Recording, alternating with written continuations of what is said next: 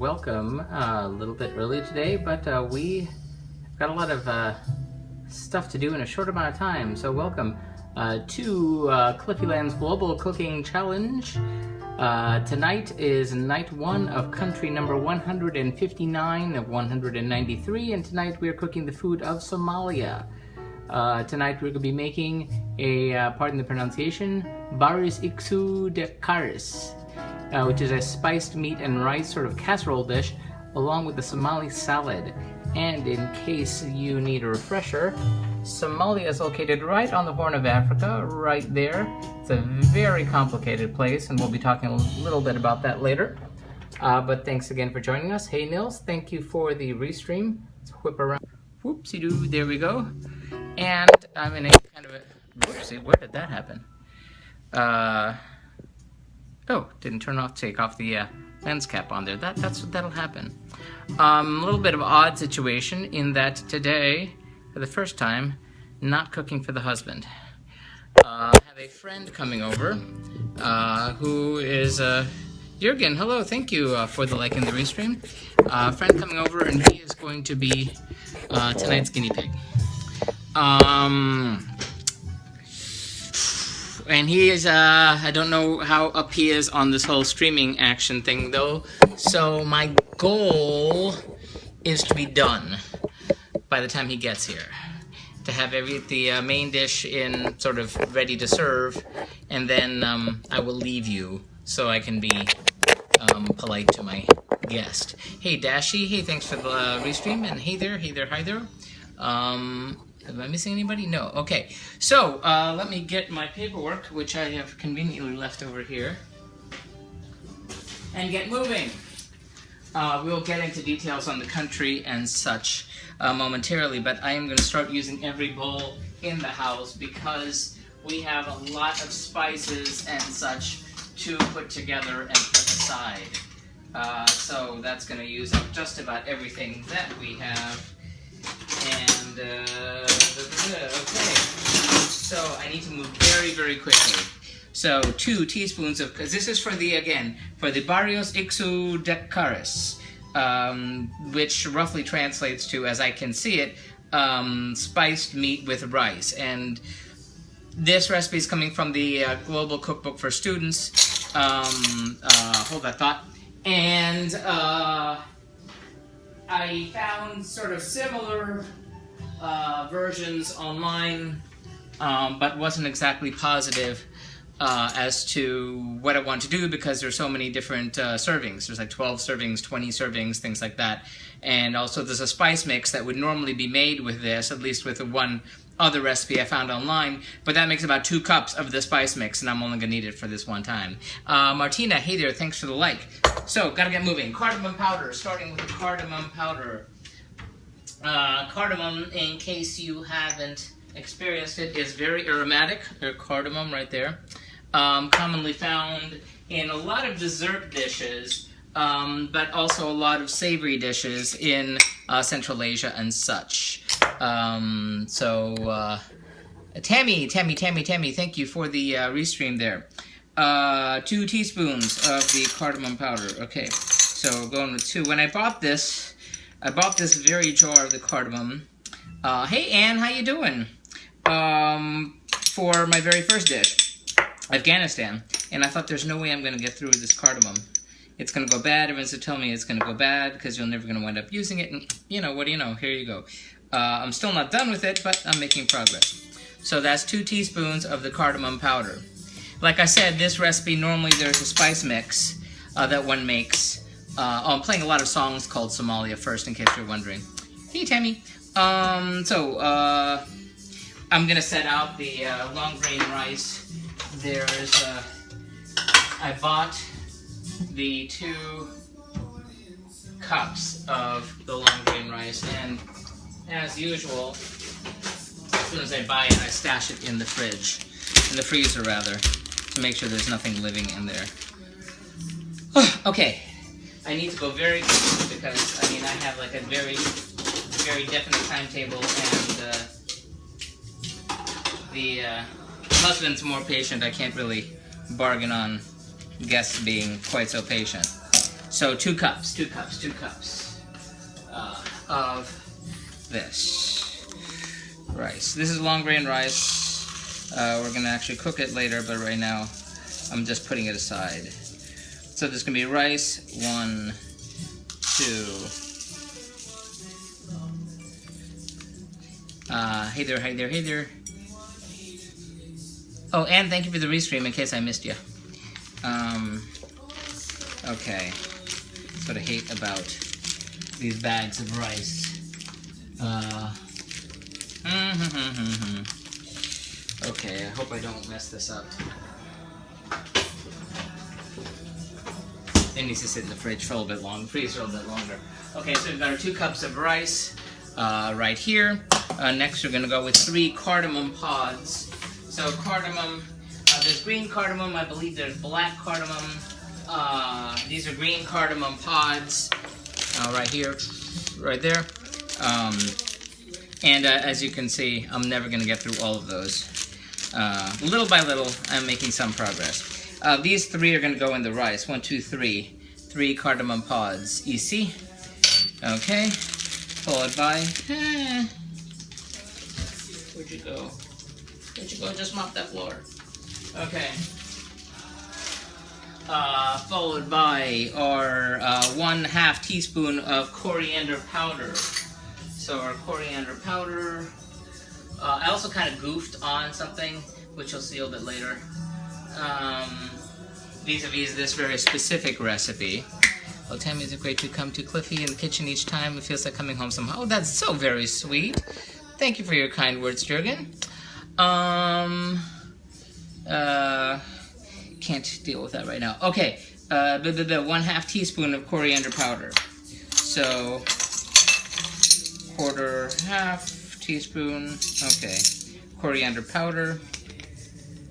Like I said, the more Somali sourced recipe that I found mentioned making a spice mix, but I was curious, the spice mix was named for the blog, so maybe it's our own spice mix. It uses these same ingredients though, so you know, I think I'm on the right track here.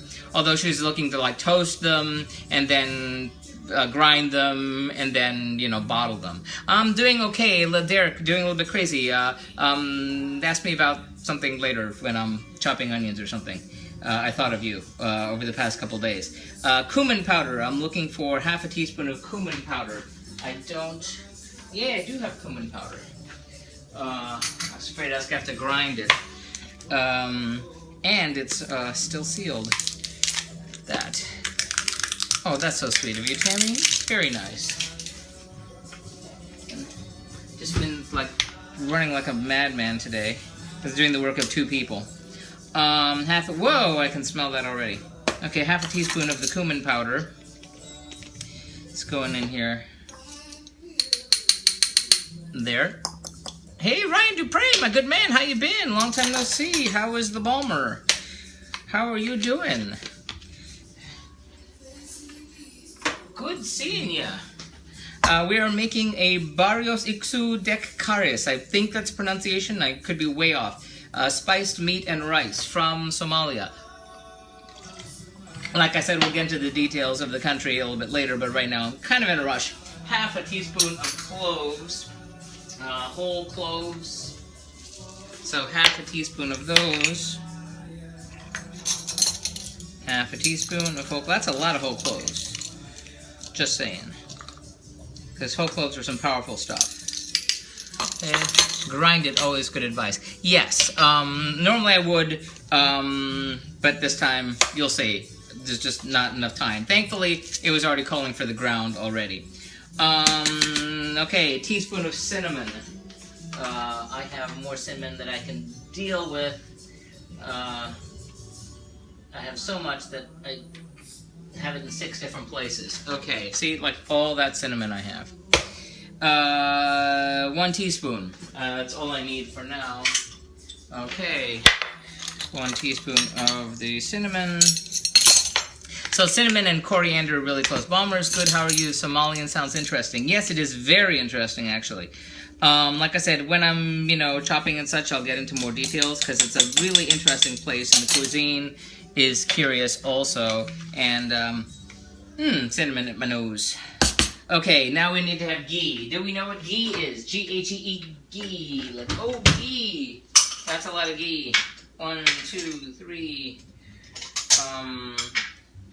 So 1, 2, 3. Follow the lady, follow the lady. Okay, we're looking for ghee. Ghee is clarified butter. That is ghee. You can get it at Trader Joe's. You can get it all sorts of places. Don't ask me for the specifics on what clarified means. My understanding, it's sort of like separated, and it can stand higher heats and such. Normally you'll find it in Indian recipes and recipes that are sort of influenced by the Indian Ocean and environs. So, and like I said, there's a surprising number of jazz tunes, American jazz tunes with the name Somalia. I don't know why, but it's true. In this case, what I'm doing with the ghee is I'm getting 6 tablespoons out. And if I had a brain, I would melt this. But I'm getting it in 3 separate portions because they're used at 3 different times.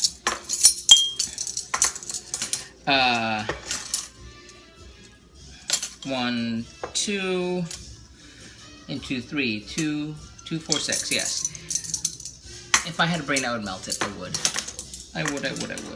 So, while I'm doing this, okay, Somalia, as you know, is on the Horn of Africa. I'm sure you've heard of it because it's been in the news, and the Western news for, the better part of the past 25 years. And not for happy reasons either. But speaking of the cuisine first, it's a large country. It's slightly smaller than the state of Texas. So, if you're wondering about size, so that's a lot of space. It was populated by a variety of peoples, going back to prehistoric times, and it was ruled as a whole bunch of different sultanates over the centuries, until the British decided to get in on the action and sort of took over the coasts, and they were fought off by I believe the dervish from the interior. But then, like in in fact, they managed to maintain independence, so much so that they were the only, along with Ethiopia, the only country that managed to maintain independence after the scramble for Africa, where in the 1800s all the European nations sat down and said, okay, this one's for you, this one's for me, this one's for you, this one's for me. So they held off that, and they were allies with the Ottoman Empire throughout World War I even, but then 1920, the British with their air power, won. So they got the top part, which became British Somaliland, and the Italians got sort of the bottom part, more or less. And then in 1960, they decided to join together and create what the modern nation of Somalia. Does the ghee need to be kept refrigerated like regular butter? No, it doesn't really. It can be room temperature. In fact, I was just reading the whole thing about butter and not needing to be refrigerated, etc. However, that assumes that you go through it with some speed, and I don't. So it doesn't need to be refrigerated. Good question. Anyway, the food is a combination of sort of like a very lot of difference throughout the entire country. But there's a lot of like Ethiopian, and then there's a British influence, and then there's like an Italian influence. So you'll have like Ethiopian, what would normally be Ethiopian food with pasta or spaghetti on the side. And there's the influence of across the Indian Ocean. So a lot of things that you'd consider Indian spices. So that's like the food. More on the history in a bit, but I need to keep moving. It was supposed to have saffron. And Cliffy went to the store and forgot to buy saffron. However, since I saw that the more Somali recipe that I found for this, their spice mix included turmeric And I guess the saffron is partially for color. Turmeric can accomplish the same kind of thing. So I'm just going to take a stab, I'm going to take a guess here, and say that the turmeric is going to do the job that the saffron would otherwise do. Lola, is that Lola? Hello, thanks for liking the restream. This is clean. So I'm just going to take a stab and say it's a teaspoon of the turmeric here to take the place of the saffron, at least in terms of color. You know, probably not in terms of flavor. And it's to be mixed with warm milk. At least that's what the saffron would have done. I'm hoping the same can be said for the turmeric. So, 2 tablespoons of milk. I don't have whole milk. I just have the fat-free milk, and I'm going to eyeball 2 tablespoons. 1, 2 tablespoons, and that's cold right now, so I'm going to put that in the fridge for a few seconds. Hey, Justin, how you doing? We are making the food of Somalia, and I have a guest who is going to be dining, and I need to be ready when he arrives. Because I don't think he'll understand me saying, hold on, I've got like people watching, here, come see. So that's why I'm in a rush. So this is going to be mixed in with the warm milk, which at 20 seconds I hope will be appropriately warm. Okay. That's kind of warm. I don't know how this, normally it would be saffron. Got that Publix milk, I say, yes indeedy. FLA. Okay, so we're going to get you, since normally this would be saffron going into the warm milk, but like I said, I got turmeric happening here. So that's gonna mix that up. You'll see where that comes in much, much later.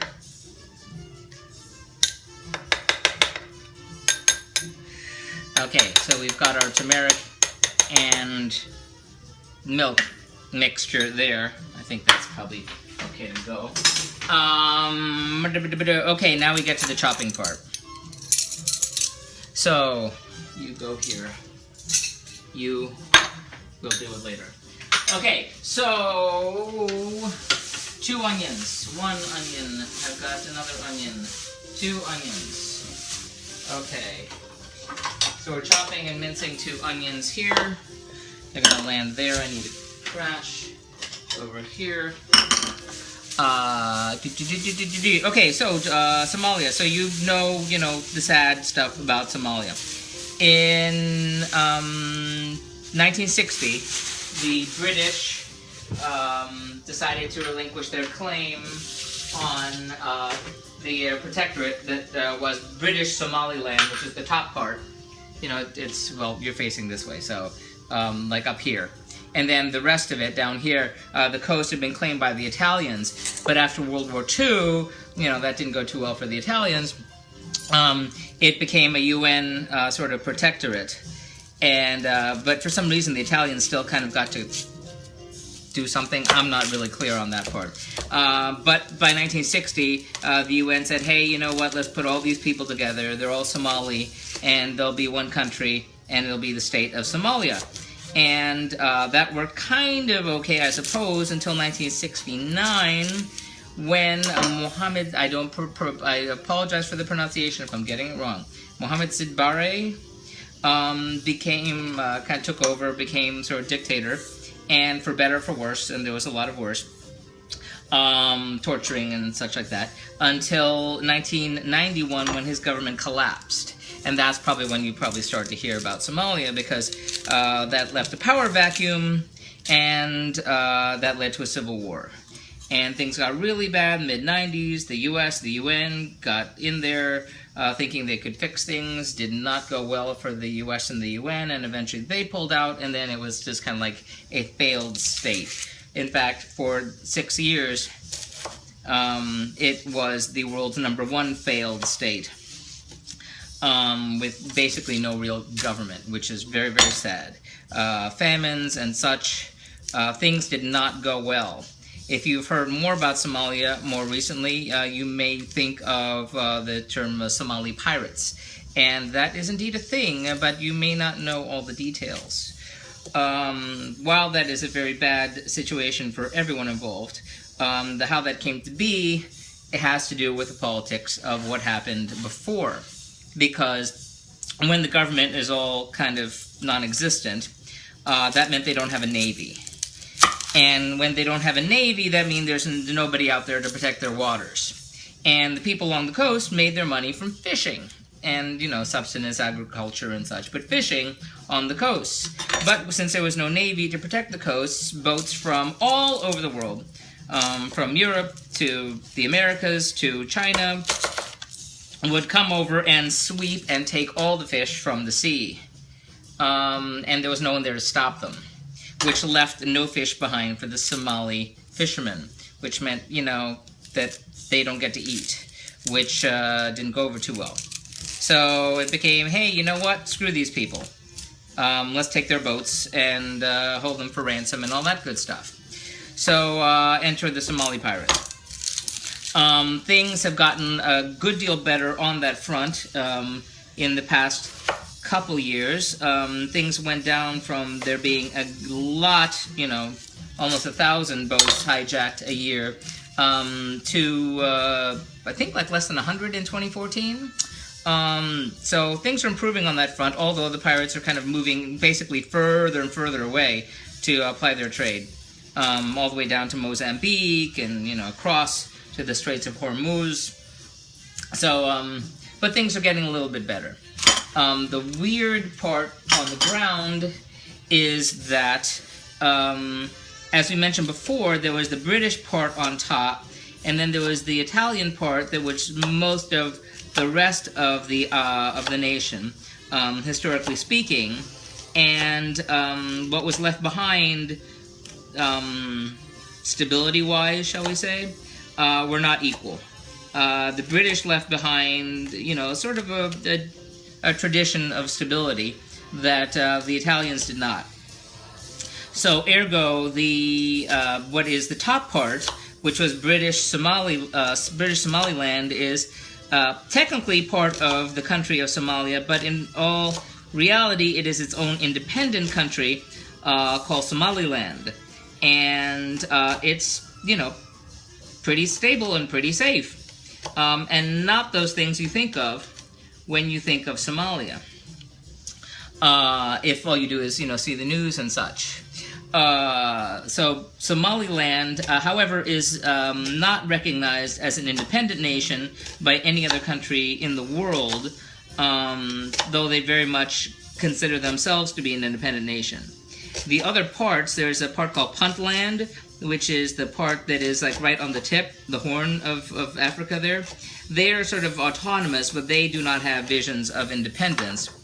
And there's another autonomous region that feels the same way, that they're autonomous but don't think of themselves as independent.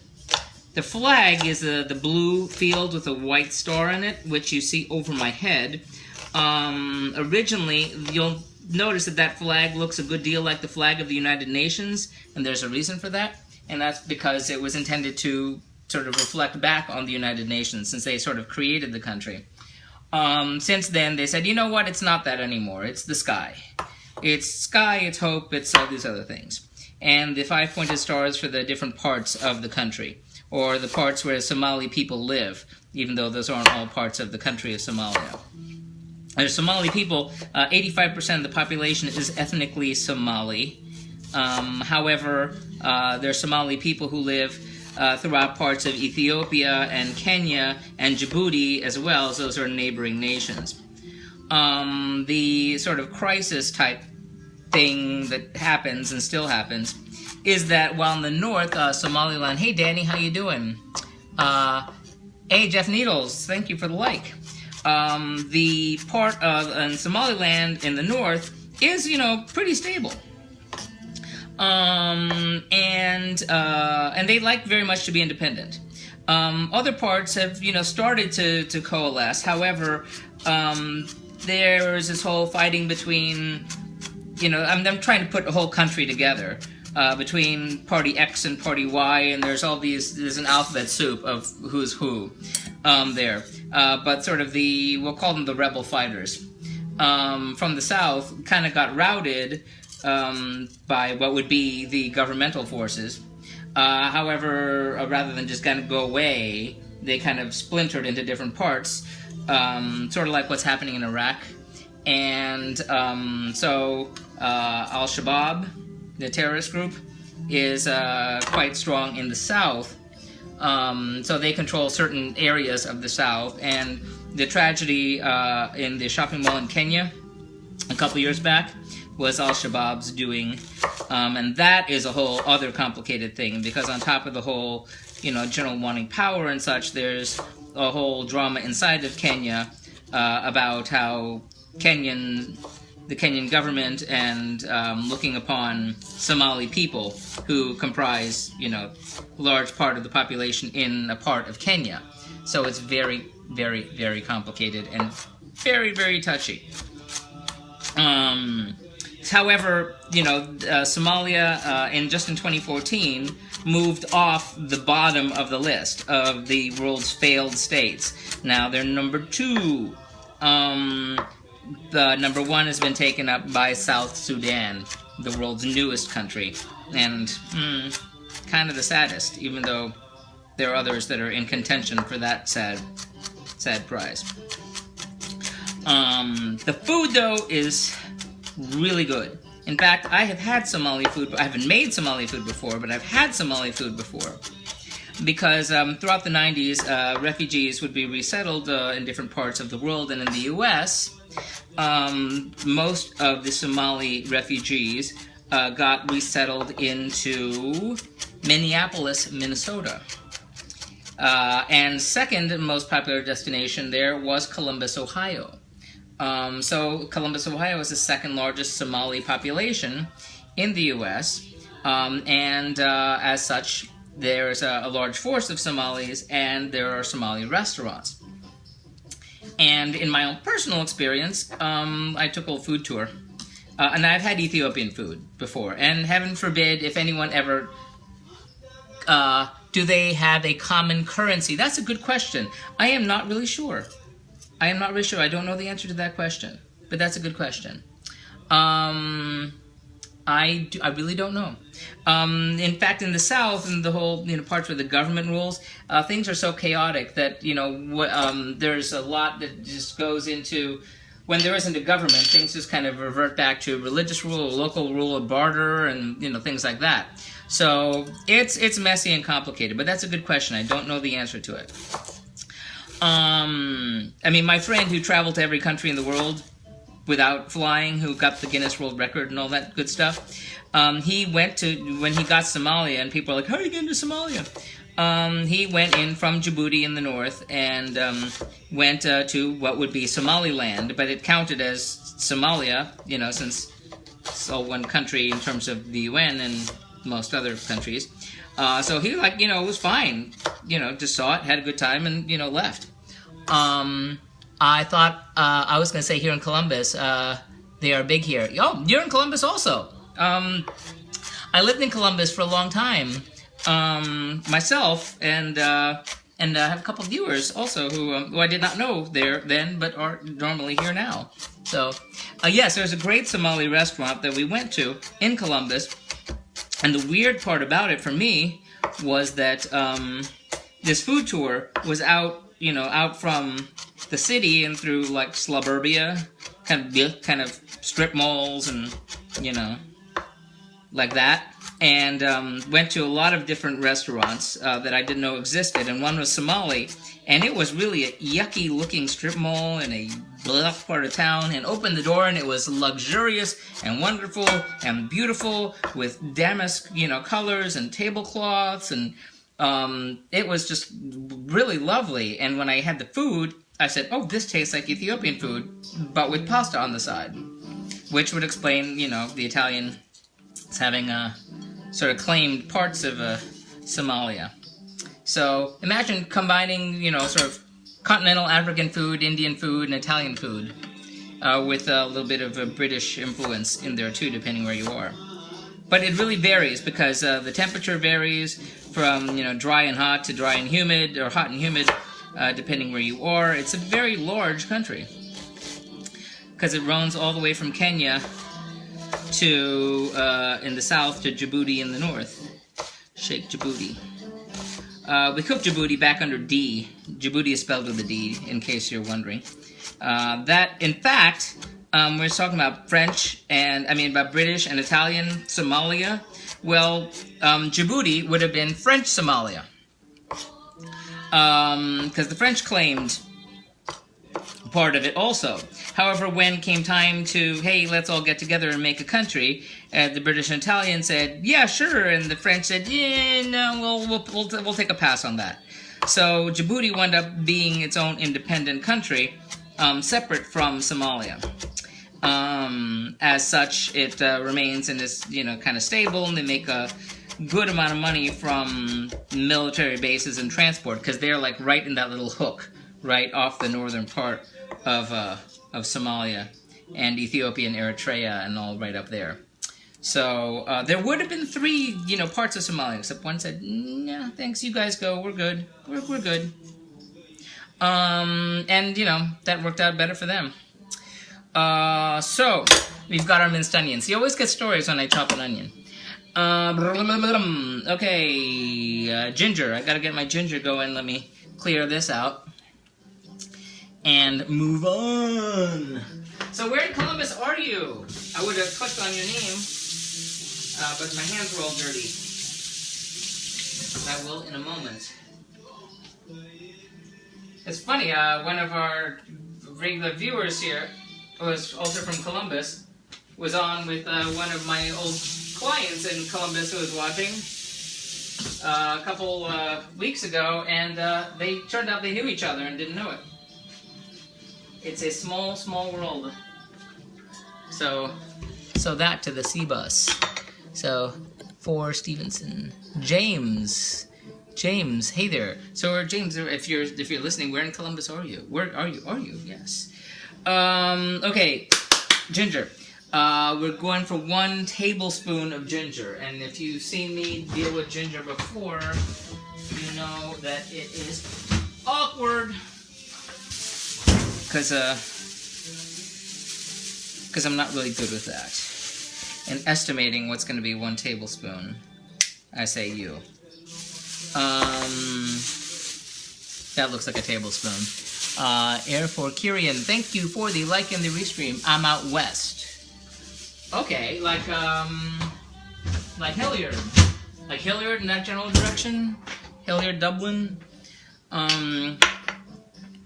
I thought there was a thing on the... I can't talk to him right now.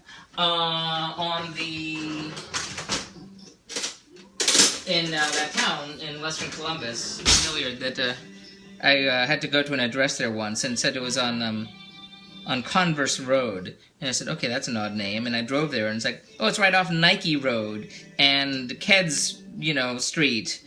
And I was thinking, all these streets are named for sneakers. This is really weird. There's Adidas Way. It was just very strange, and it isn't like there was anything on the ground that suggested that. Right, yes, indeedy. Oh, also, I found a good, when I was there, looking for a good Cuban and Puerto Rican restaurant. Back then, the only one I could find was out that way. But it was funny that, growing up with Cuban Puerto Rican food, I know that, you serve the rice and beans. You serve the rice, you serve the beans, and then you mix them together. But when they served them to the population there, they said, oh, we can't count on people knowing to mix them together, so they just... I thought it was funny that they put them one on top of the other, and I went, yeah, that's because people don't know what to do. It was cute. Even though the restaurant was more like, 50s diner that served Cuban food. It was very strange. But that's, so many things I loved about Columbus. Which brings us back to Somalia. So, we are listening to the freedom songs of the Somali Republic, in case you are wondering. There was, Mogadishu is the capital of the, nation of Somalia, which is sort of like in the center south on the, sort of on the coast.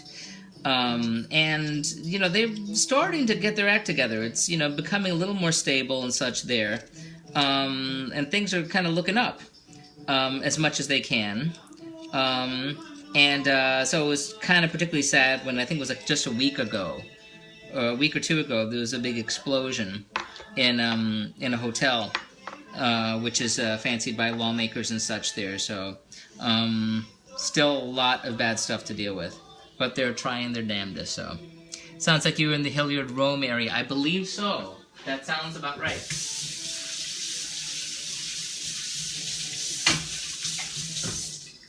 Yes, tooling around odd parts of Columbus, Ohio. But it's been a while. We'll be back there soon enough, but not right now. Oh, while I chop my ginger, I can tell you where I've been. Because we only cooked we're doing 2 nights of Somalia here. And that's because, what am I doing here? I'm grating the ginger. Okay. Is that I went to Disney World for the Food and Wine Festival, which is held every year throughout the month of November, which is Nido-Keen. There's lots, if you're familiar with Epcot, they have all the different countries, pavilions throughout, in the back there, and they're staffed by actual, individuals who are sort of exchange students from the given countries. And then the Food and Wine Festival, they bring forward these other countries, and they put these booths out front, and so there's sort of serving-sized portions, or tasting portions, of 2 or 3 dishes, some desserts, and alcoholic and non-alcoholic beverages from each country there. So you can sample a whole lot of stuff while you're there, which is the good part. The bad part is that if you're not really good with drunk people, yeah, it's kind of annoying, because there's a lot of people like, I'll meet you over in China, drink, that kind of business, especially on the weekend. And went up there with, kids who are my in-laws, and I felt, really weird, them walking around that kind of environment, which is odd because you're at Disney, you don't expect that. But also, I've gone several years in a row, and certain things I absolutely love taste-wise there. So here's our grated ginger. Let me clean this off. More on that in a moment.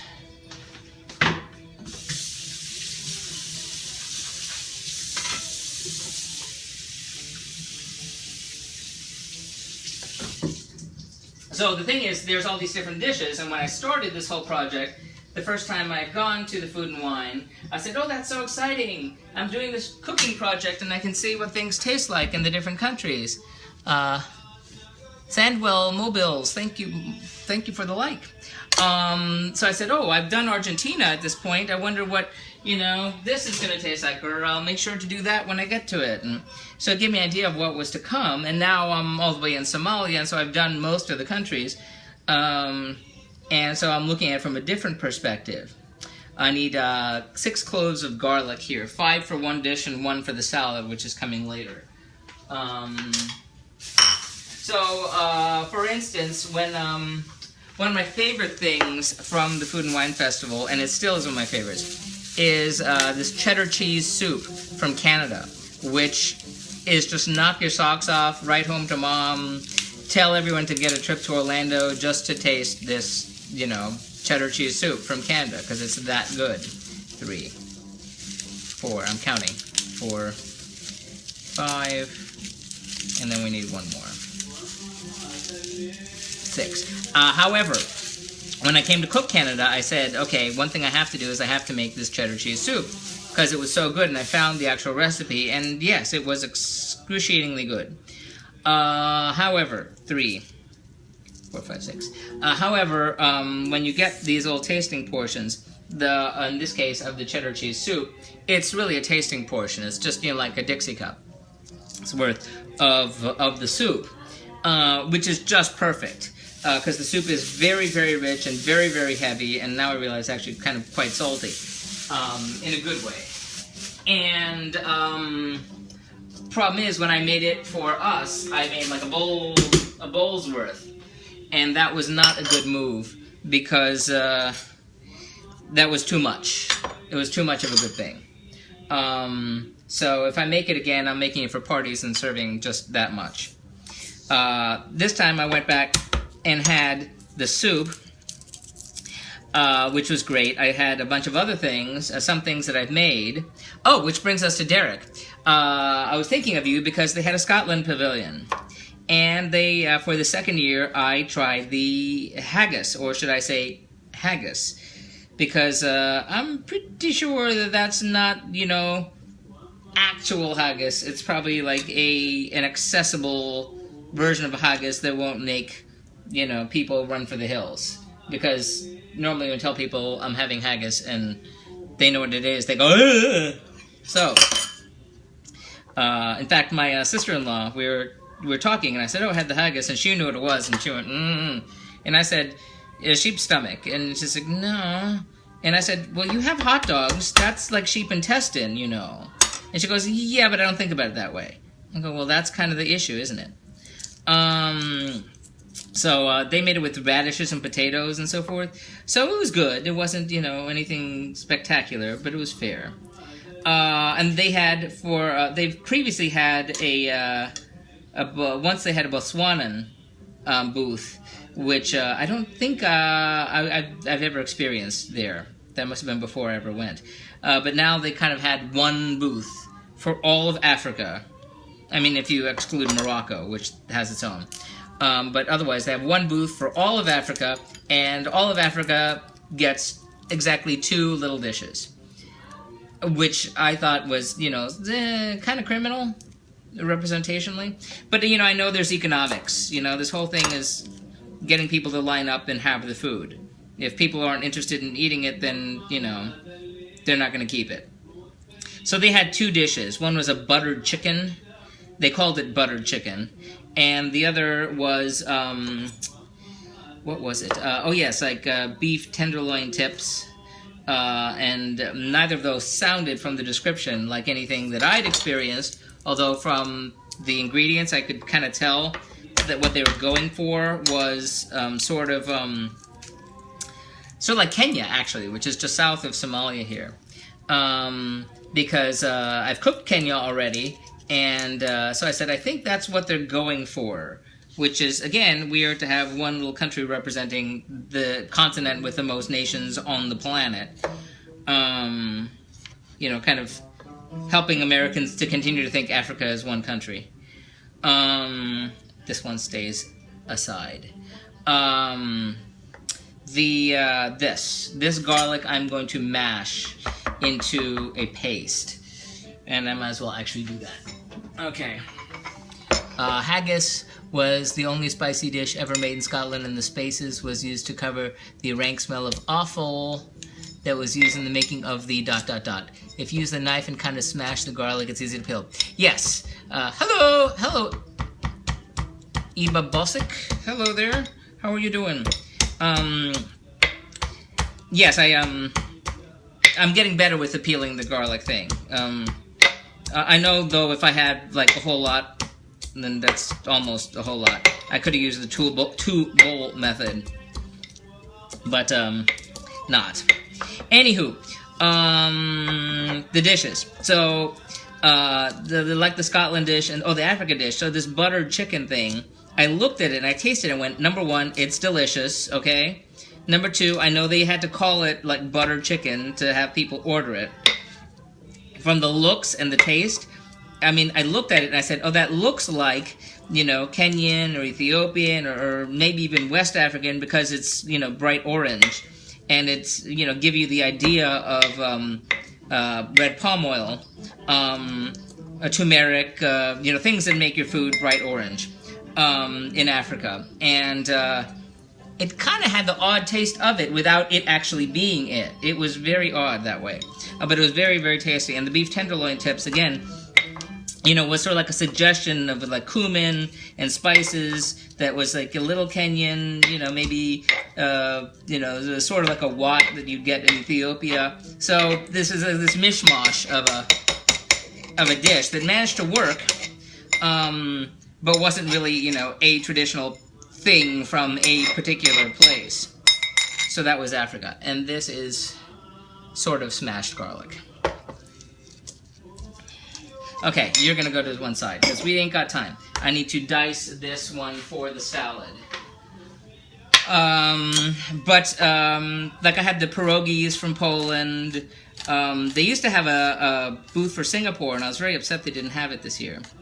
Oh, but they had a South Korea one, and they had, I made sure I wanted a thing that was sort of like supposed to be like barbecue, Korean barbecue with a kimchi slaw, and there was nothing kimchi about that slaw. I am not the expert on kimchi, but from my understanding, kimchi kind of must involve cabbage. This had exactly 0 cabbage. It was basically pickled cucumbers. So, unless, you know, kimchi has a much larger definition, and I am way off, which is certainly possible. But that didn't taste like any kimchi I had had before. And the beef really wasn't that great, which was a shame. Because now that I've had real Korean barbecue, yeah, I know what it's supposed to taste like, and that, I'm afraid, really wasn't it. But, you know, people were lined up from here to Kingdom Come for the Chinese food, and it was just like run-of-the-mill Chinese food that's Chinese as opposed to Chinese food. Don't you use a garlic press? No, I don't use a garlic press. I have one. However, I more recently read that on the tasting table, great website, highly recommend it. They kind of quizzed all these super chefs and asked them what gizmo do they ban from their kitchen.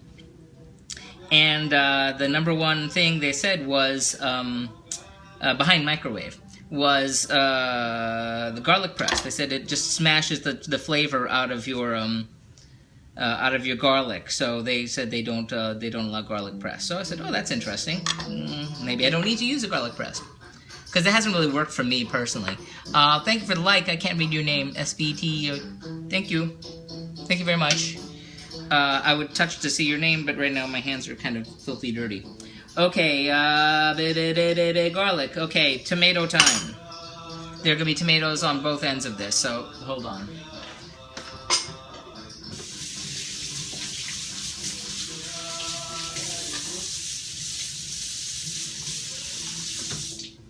I'm hoping I'm okay on time. I really, really am. Because I think the actual cooking time on the beef adds up to about an hour if you add all things together, and I am so slow on the prep that I'm sort of always in a state of panic here. Interesting. Let me see what your name is. I can give you a proper hello. Savannah! Hello, Savannah. Thank you for the like. Ginger, garlic, tomatoes. Okay, we're looking for 2 ripe tomatoes here. 2 ripe tomatoes. I bought me 2 ripe tomatoes. 2 ripe tomatoes. I bought me 2 ripe tomatoes. Okay. Okay.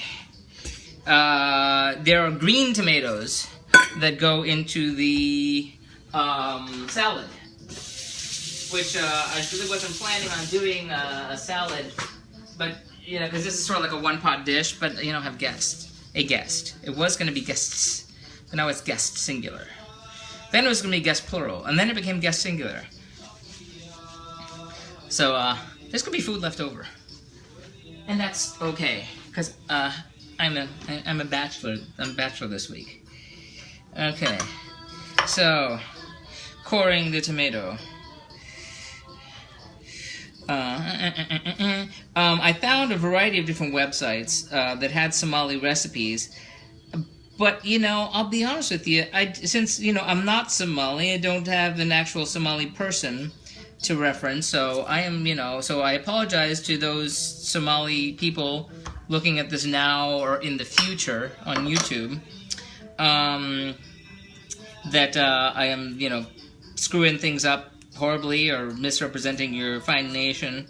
But the websites that I found, which were English language websites, Incidentally, the official language in Somalia is either Somali, Somali Arabic, Italian, or English. So there's that. Cord tomato, now to slice tomato. And I'm gonna dice this tomato. Where was I? I was saying something and I totally lost my mind.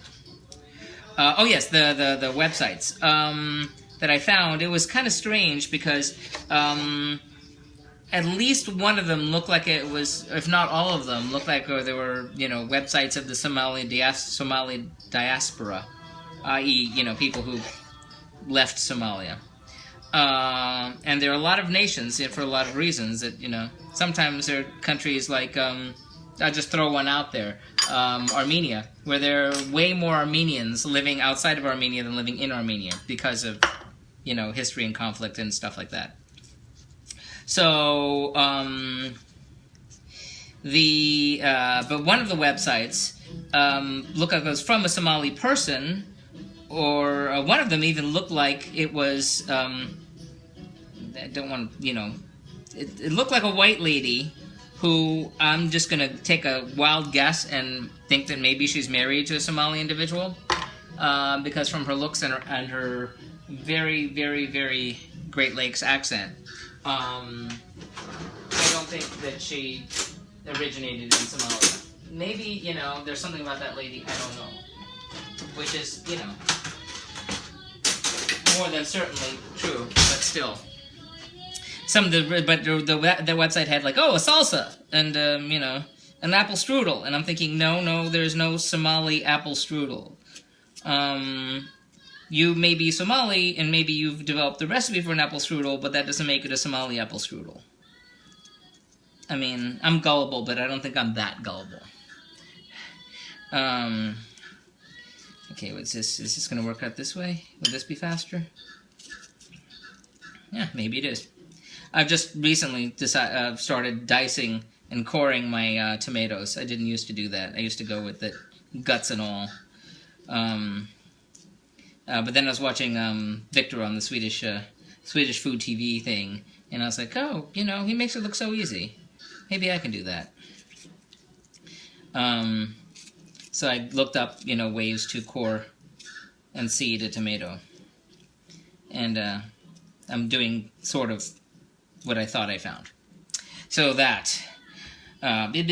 So finding Somali recipes was tricky. And, then there's so many countries. I'm looking for recipes from country whatever, and there'll be a website with, so-and-so from, like Jane from Ecuador or whatever. Actually, the Ecuadorian was the best one. So that's probably a bad example. But Jane from, I don't know, somewhere else. Jane from Djibouti. Actually, the Djibouti one was good too. Jane from some country, has website XYZ, and she's from that country, and she has, like, the recipes that she's put together for, things that are not necessarily from that country. Or, listen, I'm trying to get us to eat healthy, so here's a chicken cacciatore healthy for people from, Palau. And it's, great for them, not great for what I'm looking to do. So, and then finding traditional recipes is a whole other thing, because, like, with Somalia, that's another thing in terms of the meat that's used. I've not seen Victor in such a long time. Is he still on? From time to time, yes. Apparently, just at odd times, I just catch him and go, oh, there he is. And then, boom, gone. I mean, I miss people. I miss my funky fairy people. I do. I really do. I'm glad I'm on Snapchat with them, though.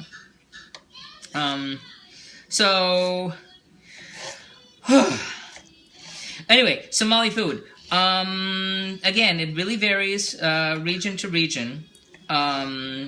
Great deal. However, you're not going to find pork because it's an Islamic nation. You will find a lot of camel meat. And a lot of the dishes do call for camel meat. However, even in Somalia, camel meat isn't necessarily your most popular because, you don't want to lose your camel when you need them for transportation. So instead, oh, by the way, when they eat camel, they tend to eat the hump. And you can actually buy camel meat here. There's a burger place, like about a half hour away from here, that has camel meat burgers. Among, you know, wild boar and lobster and tilapia and what have you, burgers. But camel, yes. You can substitute beef, turkey, or chicken. You'll get a lot of beef and turkey and chicken, particularly the chicken and beef part, in the dishes. In fact, we're going to be cooking with ground beef here when we finally get to that. Also goat. The one most popular dish that I found involved goat, and I really want to do goat. And the recipe did tell me one thing that I wish I would have known before, because I've tried to cook goat before. I've had goat a number of times, you know, growing up. I've had it in Puerto Rico, though it's not the most popular thing there. When I went most recently to, I want to say Curacao or Aruba, one of the two. I went off the beaten path, got away from where all the tourists were, and I said, where do the locals eat? Take me to where the locals eat. Everyone works in these shops. Where do they go to the big, you know, warehouse food court thing? There, goat, gimme, now. And it was great. So, I've had goat done right, and I know it can taste good. I've had goat done wrong, and I know it can taste bad, and the wrongest is the ways that I have made it in the past. I tried it first cooking one of the two Congos. Gross, there's no way I'd eat camel, just no. I mean, I would. I'd say, is this done well? Or are you saying, is it tasty? Is it tasty? Because if you're saying it's tasty, I'll eat it. So, no, I'm good. I'm good with that. I mean, I wouldn't eat a predator, like this one place. Okay, so there's this lady who is one of the various people who have or have attempted to cook their way around the world, as I am in the process. As I've said before, I'm not the first person to come up with this idea. I didn't know that there was others that had that idea, but I wasn't surprised when I found out that there were others. To my knowledge, 2 people finished A to Z.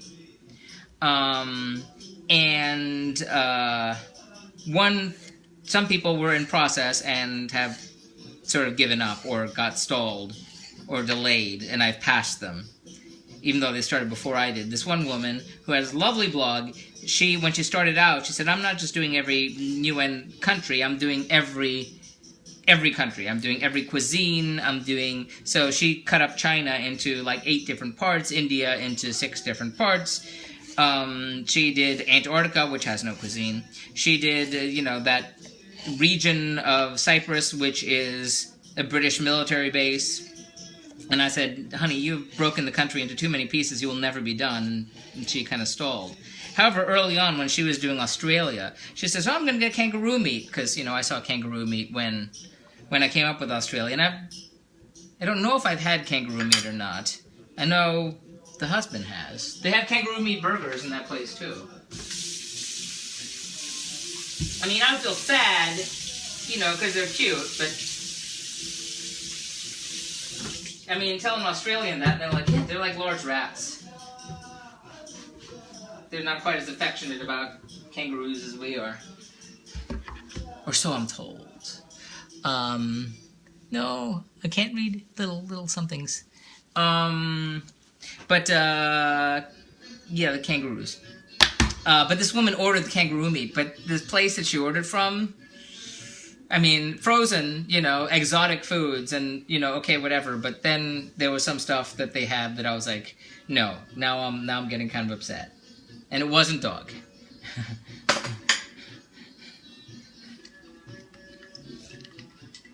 So I was thinking, no, I'm not doing that. Okay. Mint. So we're getting 2 tablespoons of mint here. There's something about the mint. Something about the mint. Something about the mint. Yes, I need it in 2 separate bowls. That's what happens when you run out of bowls. Nuts. Okay. I gotta go with little toy Tupperware bowls. Okay. We can get into talking about Tupperware if you want. 2 tablespoons of mint separated into 2 sections of, I've got to guess, pre-washed, yeah. So 2 tablespoons, what's going to be that? What is going to be 2 tablespoons? Well, considering it's all going to go bad if I don't use it,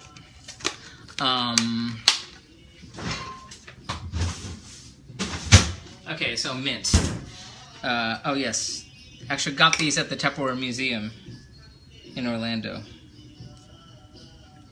Garbage is here. Yes, there's an actual Tupperware Museum in Orlando, Florida, where we did not go this trip, but we have gone on previous trips, and it's like the one place you can go like in person and, you know, shop and buy actual Tupperware, as opposed to through a Tupperware party or Tupperware representative. But Tupperware is worth the investment. And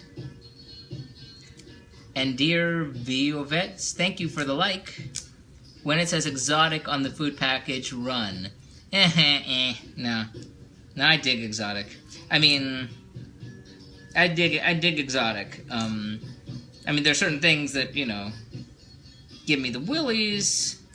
I mean, I watch Survivor though, and you know, when they do the weird food challenge thing, I mean, they try to make things as scary as possible. I don't think I'd do too well with that, to be honest. But they always hit the one thing that's my limit.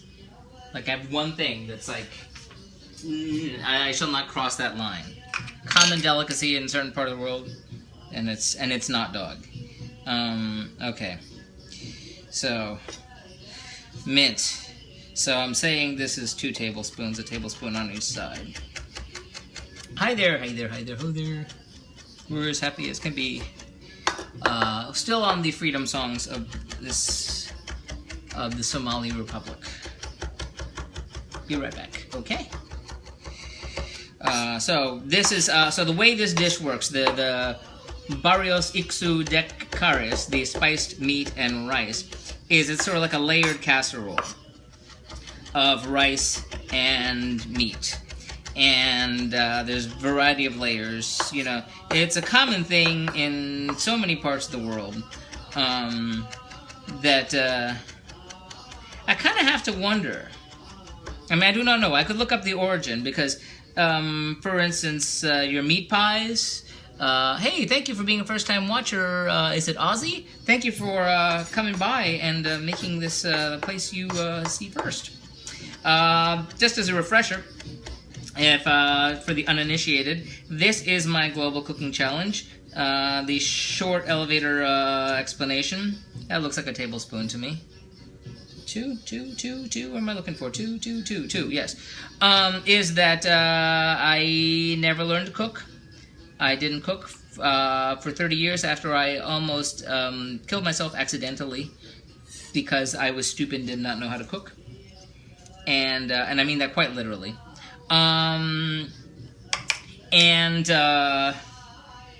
Then after 30 years of, you know, it being a big joke that I couldn't cook, and a lot of other stuff in between, I decided to do cook a dish from Afghanistan, which is really, really good. And it was so good that I said, you know what? I'd been urged. I'd been blogging Top Chef. The gag being I didn't know how to cook, and I was blogging this cooking show. That some of the people who were on the show, you know, through their connections, said, just freaking cook. Just start. Just do something. So I decided to do this dish from Afghanistan. It went so well, I said, you know what? I have OCD. I need to learn to cook. I love geography. I love alphabetical order. I will do a country each week in alphabetical order until at the end of about 4 years, I will have cooked all 193 UN member states.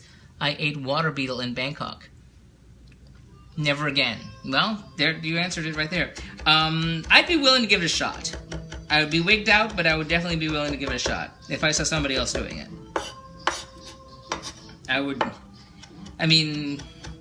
be willing to give it a shot.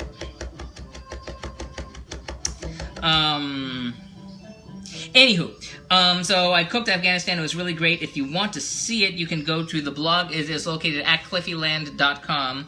You'll find all the countries that we've done so far there that date back way before Meerkat, and see the evolution from, hey, I can't boil water, to, wow, look at me, I'm streaming to all these people all over the world live, and can win or lose live on the internet. Okay, so we've got mint ×2 here. Are we done? No, we have one more last bit of something to chop. Delightful. Okay. We've got cilantro to chop. So, we'll get our cilantro action happening in a second here. But yes, the blog is at cliffyland.com. It happens to be a Tumblr. If you are into Tumblr, you can follow on Tumblr, but you can also follow on Twitter at Cliffyland, Facebook, Cliffyland, the Global Cooking Challenge, Instagram, Pinterest, and YouTube. Go to my YouTube channel, subscribe. I need subscribers. And chop a half a cup of cilantro. That's a lot of cilantro. That is a big heap and lot of cilantro. Okay, and I just bought me cilantro, right there. So I gotta wash and dry it. Hey, go here.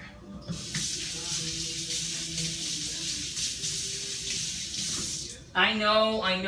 There's a whole thing, and I've seen about how to wind up with dry herbs. So, you know, it's easier to chop, etc. But I don't have the patience for that right now. I'm sorry. That's one of my great failures, is that I'm impatient. Which is partially why I was such a, non-existent chef. Half a cup. That's a lot of cilantro. I mean, that is a big heaping lot of cilantro. And how are we on time? Oh my god. Move. Okay. Okay. Not keeping the stems. That's one thing I don't shortcut too much.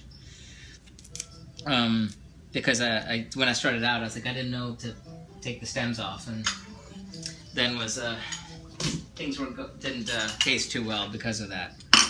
So lose the stems. Unless there's something that calls for the stems, and I've had those too. There was an Iranian dish, I think it was Iranian, or maybe it was a chimichurri.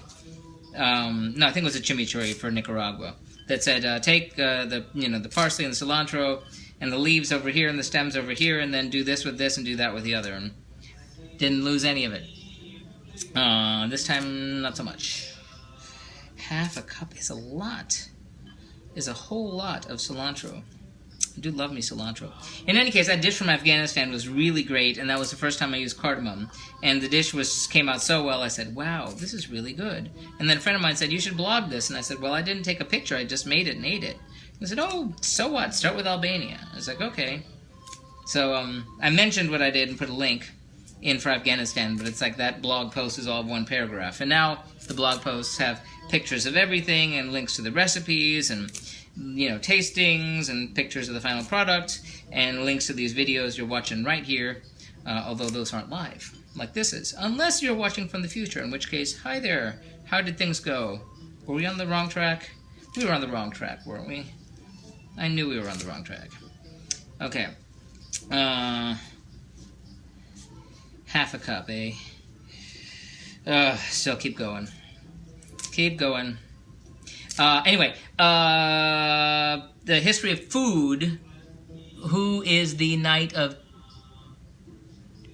When is the night of chili? We passed it. We were in alphabetical order, so chili was a couple years ago. I love Chile. I have Chilean friends. I've been to Chile. I was almost killed in Chile, which is a separate story. However, as much as I love Chile, that was early on in the alphabet, and as such, my skills were very, very bad, so it did not come out well. In Chile, you must do the cordero with terremoto. Well, I will have to do that again. I am considering, when this is all over in July, after I take a vacation, of doing the sort of the conflict lands that are not UN member states, and then possibly starting all over again. I've just subscribed on YouTube. Well, bless your heart. Thank you very much, Derek. That is very nice of you. Thank you very much. You know what? I say that's half a cup. That looks like half a cup. Okay. But no, I screwed up Chile. I did, and I feel really bad about that. Because my Chilean, my good friend from Chile who I've known for, 30 plus years, I can't imagine how pained he was to see how I destroyed his nation's food. And looking back on it, I know what I did wrong. And so, maybe later on I get to do it better. Thank you, Twitter, thank you. Okay. Okay. So we're chopping. Now we've moved on to some other jazz artist who may or may not have a Somali collection. It just came up when I searched for Somalia in my Apple Music.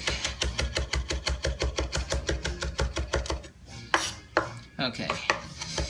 I need one of those, what are it called? Half moon things? The Luna, the Demi-Luna, Lemmy. It's like, for this. I do. Obviously, Kenneth is not here, because otherwise... Oh, thank you for the follow. Gustavo, thank you for liking the restream. Yes, if Kenneth was here, he'd be saying, why aren't you using your vegetable chopper? I bought a vegetable knife on his recommendation. It's very good, but it's just very, very messy. Stuff gets everywhere, and I feel I have a little more control with this.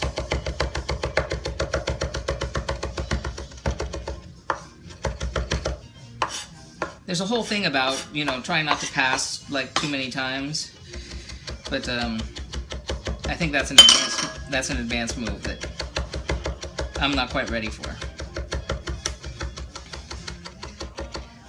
I've been toying with this. I see these things online of, get classes and whatever online, and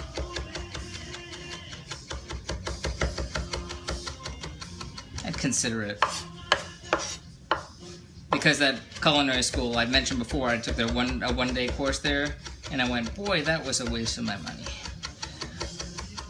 Except I realized that if I, thought to go to, but I'm not looking for a career in culinary anything. And that's what that kind of place is there for. Okay. This is not perfectly diced, but it looks like half a cup. So I'm going to say that's what it is. So, half a cup of cilantro, we dub thee. Okay. Now it's all over my hands. Big messy. Am I there? Finally. Finally, we're at a point where we can actually move on from chopping and cutting and sorting. And prepping. Yay. You should have started earlier, I hate to say. See you stress like this. Well, I live on stress. That's part of my horrible personality. No, but I had to get the house ready, too, for my guests. And I didn't have the husband here to help clean. So, it'll be okay, though.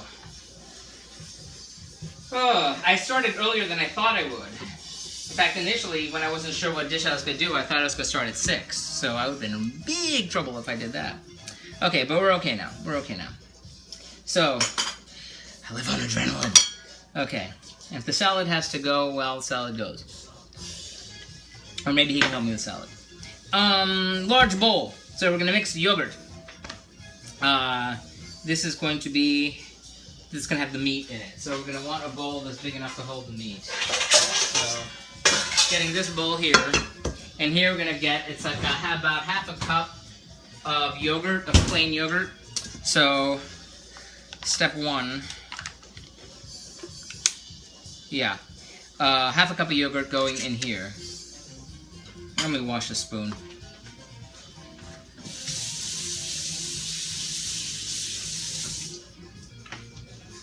Okay, half a cup of yogurt goes into the bowl. This is plain yogurt, which is harder to find than you'd think. The yogurt section has got like every flavor and whatever permutation of yogurt that there is, and you have to dig to find the just plain yogurt. So, yogurt 1.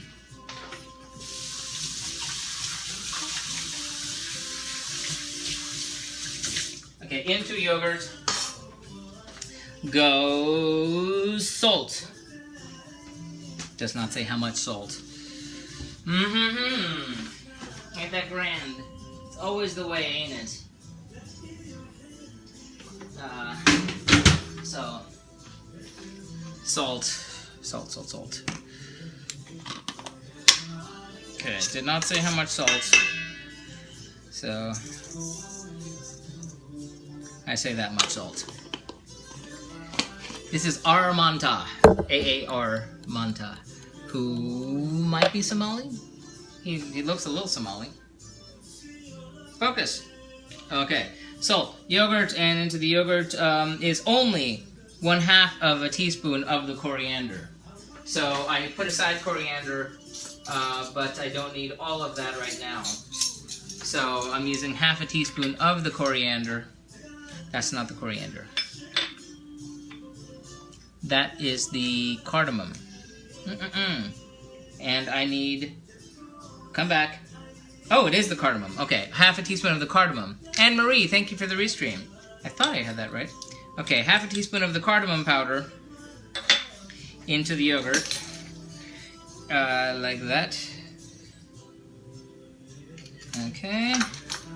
And into that goes the meat. Thank you for the restream, Anne. Thank you much. Okay, and the meat, we got ground beef, about 1 pound of, in this case, ground sirloin. I hope I made the right choice. I know it matters in terms of fat content and such on any given dish, but this did not specify. So this dish, this version of this dish came from the Global Cookbook for Students, because partially because it was serving size was quite the consideration here. Okay, we're gonna address you in a moment, so you sit there nice and pretty.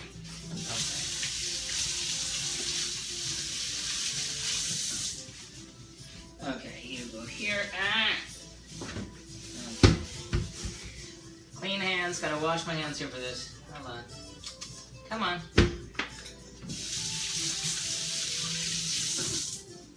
Okay. So this is gonna get mixed up thoroughly, and then it has to sit for like half an hour, which is, you know, part of my whole thing.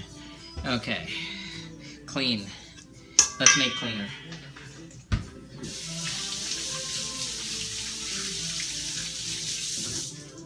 Okay. Okay. Now we'll start mixing here.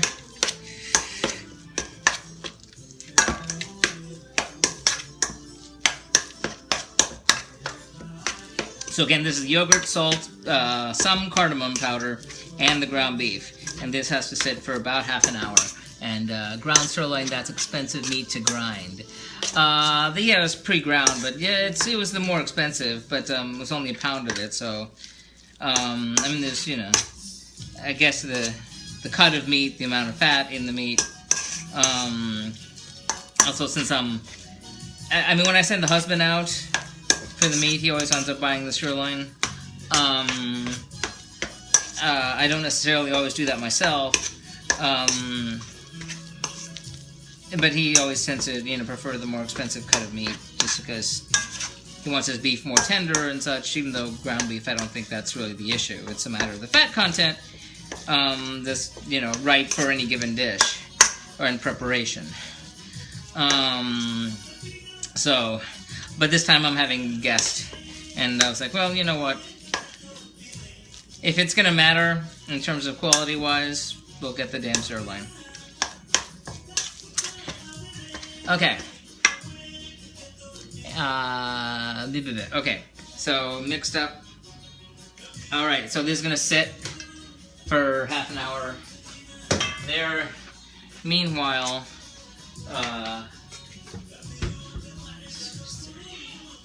Okay, what am I doing? We're gonna boil rice in 5 cups of salted water. So I've got the rice over here, and we're gonna get that going in that pot over there. So you can come with me. By the way, I'm enjoying my new Apple TV. It's doing quite well. It's that's what I'm playing things off of right now. You know, I'm worried about this pot. It's like not flat, which is not great, but it is what it is. Okay, so rice and 5 cups of salted water. We'll salt the water in a minute here, but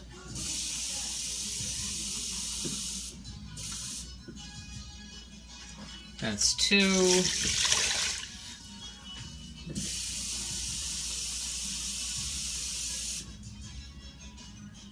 That's 4.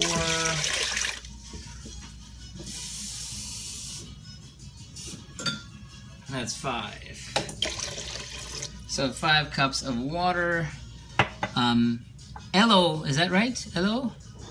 Am I getting your name right? Lynn! Hello, Lynn. Thank you for the like and the restream there. So there's the water. We need to salt the water.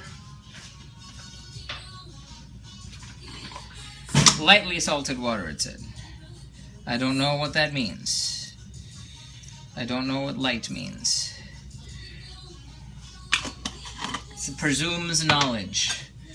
That's, you'll see, if you go through the blogs, you'll notice the presuming knowledge has been, you know, one of the reasons that I would say, no, that's it, I'm not cooking. Because it assumes I know stuff. Every recipe assumes that you know what a certain thing is, or means, or whatever. And that annoyed me, because I didn't. Like, knowing that that pot's too big for that. Like, I didn't, you know. Like, now I know that. I should have known that before I poured the rice into it. See, little things like that. Okay. So, we're going to boil that until it is almost ready. Oh, thank you for the follow. What are you making? I am making, let me get you the name. Hopefully I'm not destroying the pronunciation. It's called Bariis isku Dhex-Karis, which is a spiced meat and rice. It is one popular dish of Somalia. Because of their fractured state, there's no real like national dish per se.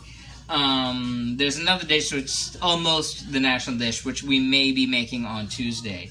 I'm thinking of doing their version of injera bread also, which is, if you know Ethiopian food, it's like a spongy sort of sourdough bread that usually eat the food with, you know, ripping it off and grabbing it with the meat or whatever with your hands. This is the rice part of the dish. So in here, oh, I need to add my cardamom pods in here too. Okay, so you're in there and focus. My 3 cardamom pods give it kind of like a flowery scent. And once we have that, this is supposed to cook until it's almost cooked. I'm here in England. Hello, it must be very late where you were. Quite late. After midnight even. Hello, yes, we have a British contingency in the crowd. Brum, blum, blum, blum, blum. So, okay, we're going to cook that for about 15 minutes. 25. Till about 6:25. Until it's almost cooked. And meanwhile, I want to make sure I'm getting this right.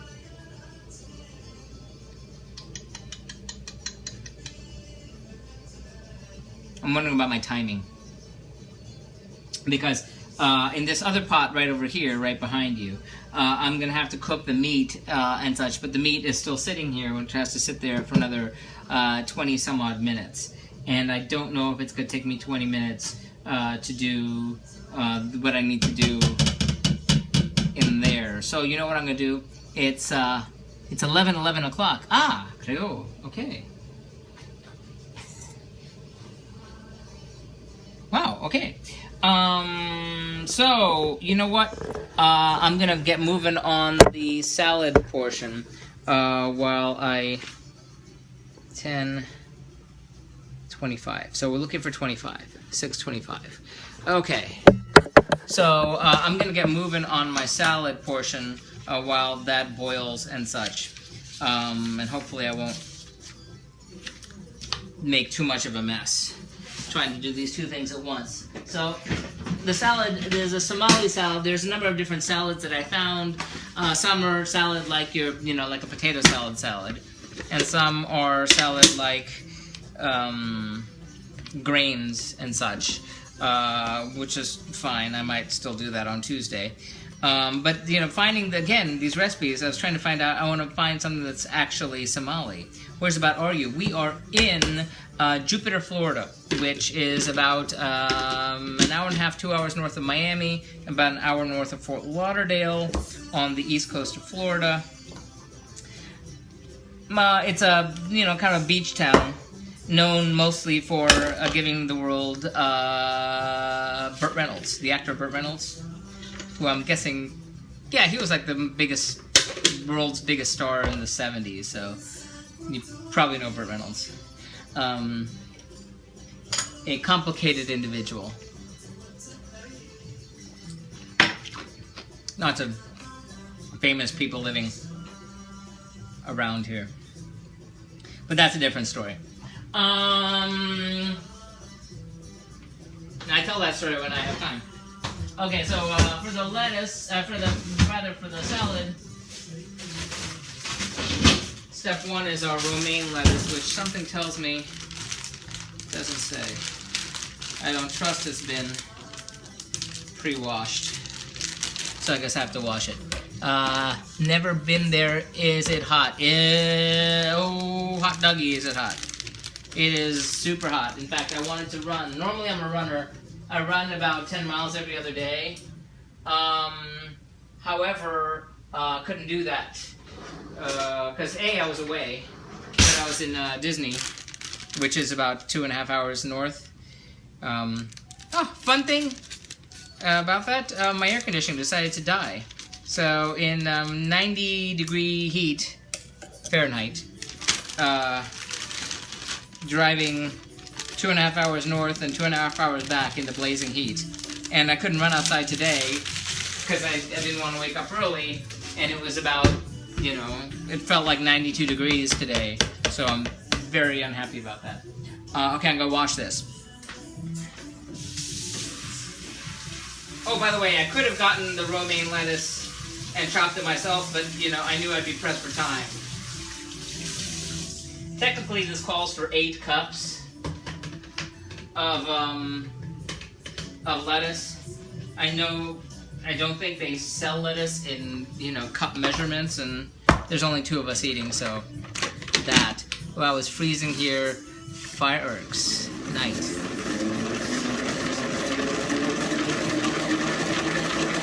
I grew up in Miami, and I grew up wishing I could be somewhere where there were four seasons.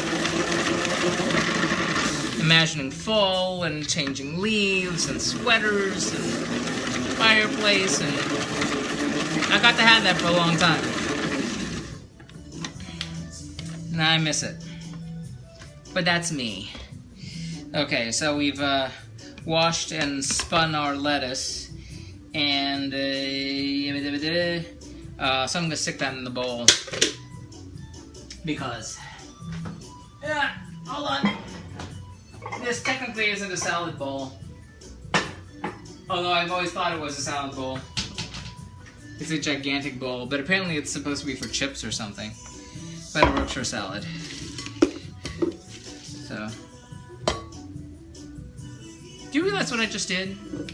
Did you see that? I poured some of the water that I just rinsed back into it. That was dumb. That was very dumb. Okay, let's try that one more time. Okay. I wish I lived miles away. Miles away from where you are? Or miles away from here? I mean, when here, I'm happy to be here, 4 months out of the year that everyone else is happy to be here. like January through May, it's just delightful. Which is probably why, you know, January through May you can't, you know, turn left outside because there's so damn many cars. Sue Rob, hello. Yes, thank you for the restream there. Derek says yes. Okay. Hold that thought. Okay. We're still looking on the rice. We've got a few more minutes. It's boiling there. And you're away from England. You're away from England. Okay. Yes. Well. Yeah. Well. That happens. Wash unripe tomatoes. Okay. So for this, we want to have unripe tomatoes. So we got our green tomatoes, which I alluded to earlier. In fact, I had to make sure they were actually tomatoes and not tomatillos. Tomatillos are a different creature altogether. But when you pull the tomatillo, imagine this is the size of my fist, right? Imagine this, imagine it a little bit smaller, and imagine it, you know, like covered in like a papery kind of covering that would peel back. That's a tomatillo. That's usually used in Mexican, Central American food, mostly. And when you peel it back, it looks like this, but it's very sticky. So I had to make sure I didn't have a tomatillo in my hands because I didn't want the wrong thing. So I need to wash the sucker. I miss winter in New York. Tennessee is a lot different. Nice to meet you. Yes, well, nice to meet you. And yeah, about weather. I mean, here it's excruciating. 9 months out of the year. And then, you know, 4 months out of the year, then the tractor trailers start showing up with fancy people, you know, fancy cars on the back of them. And they just start dropping, you know, Mercedes-Benz, BMW, Jaguar, Lexus, Tesla, you know, just dropping them like, you know, across the neighborhood, and then suddenly you can't move around in the market, and it's all New York accents. So, you know, it's the way it is living in this particular neighborhood. 3 radishes. Apparently, I can't buy 3 radishes, which sucks because I don't need the rest of these. So I'm just going to break them off from the bottom. I had never really had a radish before I started all this, I don't think. I didn't realize radishes were kind of spicy, which I kind of like. I had not known that. Garbage. Yes, I saw what you did. I was yelling at the screen saying, not the water too, but you couldn't hear. Yeah, that's what happens when you get the 30-second delay on Meerkat. Yep. Okay, washing you. And we have 5 more minutes on the rice. Apparently for the rice you want it almost cooked, not entirely cooked. So that's what that's about. Okay, so we've got our 3 radishes here, and our cucumber. It's supposed to be an English cucumber. I googled English cucumber. This looks like an English cucumber. It said they tend to be wrapped in plastic. That's what I got. This just says organic cucumber. But you know what? Whether it's English or not, I'm gonna peel it. Because I just do not like the taste of cucumber skin. I know that they're different. Some are thicker than others, skin-wise. But I just don't care for cucumber skin. So let me take a picture of this. We have 4 more minutes on that. Okay, so we are going to peel the cucumber into here. Because, as I mentioned before, when way back under C, when I cooked the Czech Republic, this Slovakian lady was, you know, giving me advice, and I was doing a cucumber salad, and she goes, no, I can't do an accent. But she said, don't peel the cucumber, that's where all the nutrients are, so the flavor is. And so I did, and it was not good. And then when I cooked Japan, I did a cucumber salad, which not only did it say to peel the cucumber, but it said to squeeze the water out of the cucumber with salt and such. And I'll be damned, that was really good. And so much so when I served to my mom, who still can't believe I can cook now. Because she always said, tú nunca ni fuiste en la cocina de visita. It's like, you never even went to the kitchen as a visitor. But I cooked her the Japanese cucumber salad, and she had it, and she liked it, and then she confessed that she always hated cucumbers, but that she liked. And I said, well, you know what? It was peeling it that made the difference. I'm convinced. So that English cucumber has no seeds in it. That's what I was reading. That they have, or fewer. They call them seedless cucumbers. Yes, I just read that just hours ago when I was investigating this. So not completely, but enough. Seedless enough that you can use them as if. So blum, blum, blum, blum, blum. Slice all 3 quarter slices if you like. How are we on time? You got 2 minutes. I'm gonna pause this. Oh, we moved on to Bajun Ballad, Somali songs in Swahili, which must be odd.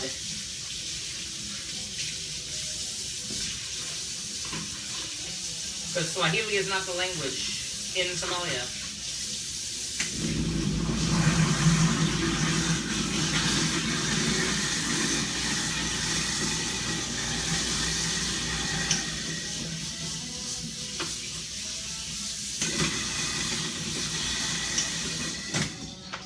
Swahili is a language in large part in Kenya.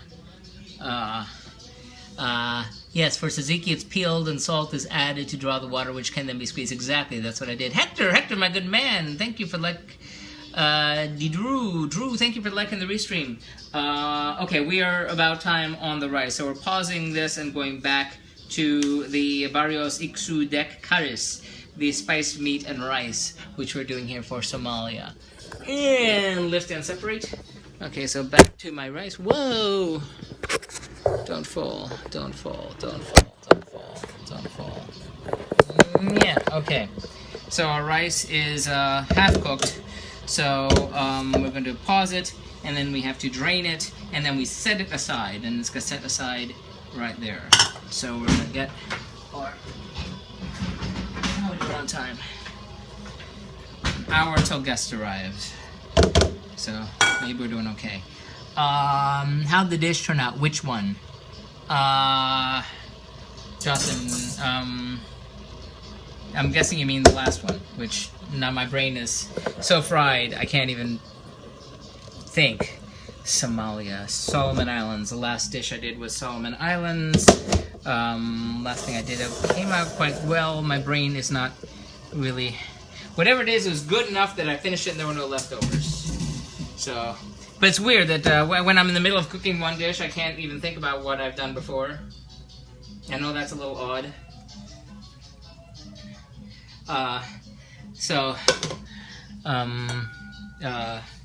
It came out well. I'm seeing it in my head. I'm seeing a picture in my head of the two things.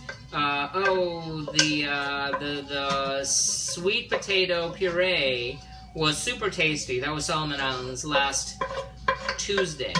The sweet potato puree was very, very delicious. And the other thing... my brain has stopped. The other thing was good, but not the greatest, because I can't remember. So I'm guessing that's what the deal was. Please be careful when you're moving me. I have a bad back. I do also, yes. Well, that's a lot of us. Don't burn your wrist as you do this. Okay. So now we are at this time where we are nearing the half-hour mark on the meats resting over there.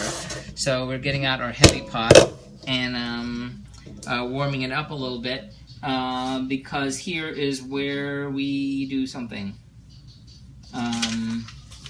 We are going to add 2 tablespoons of the ghee to our large pot over here. Let me take the lid off here. Maybe you can get a different angle.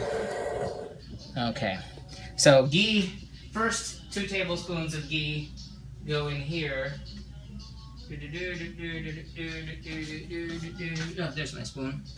Okay, hold on.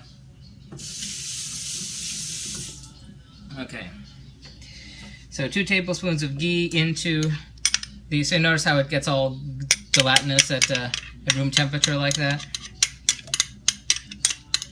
Like I was saying, does it have to be in the refrigerator? And the answer is no, it doesn't have to be, but it lasts longer if it is. If you go through butter or ghee, you know, regularly, you know, quickly, then you really don't have to refrigerate butter.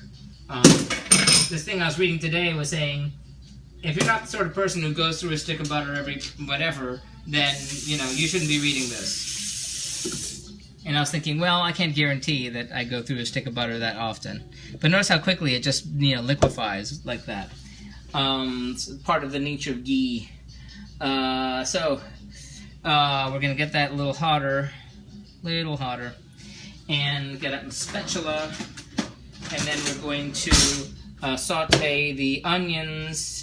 And let me get my pen so I can see where the heck I am, because I don't want to miss anything.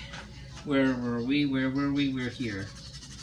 Okay, so we're going to saute our onions and our cilantro. Thank you for the retream, Santos, my good man Santos. How are you doing? How are things in the Boogie Down Bronx? I was reading that they're like, someone told me, like fancy food tours in the Bronx now. The husband went to college in the Bronx, so he was hearing about that, going, really? Wow, that's crazy. So ghee warming up. Okay, so here we're going to add our onions. I think it's hot enough. I hope it's hot enough. Woo! The million and first picture of me dropping onions into something with oil in it. I have more pictures of that. If I had a separate category for that in my photos, it would make for a very weird album. Okay, so we're sauteing the onions here, and also the cilantro, which is curious. That's a new one on me. The onions and cilantro being sauteed first.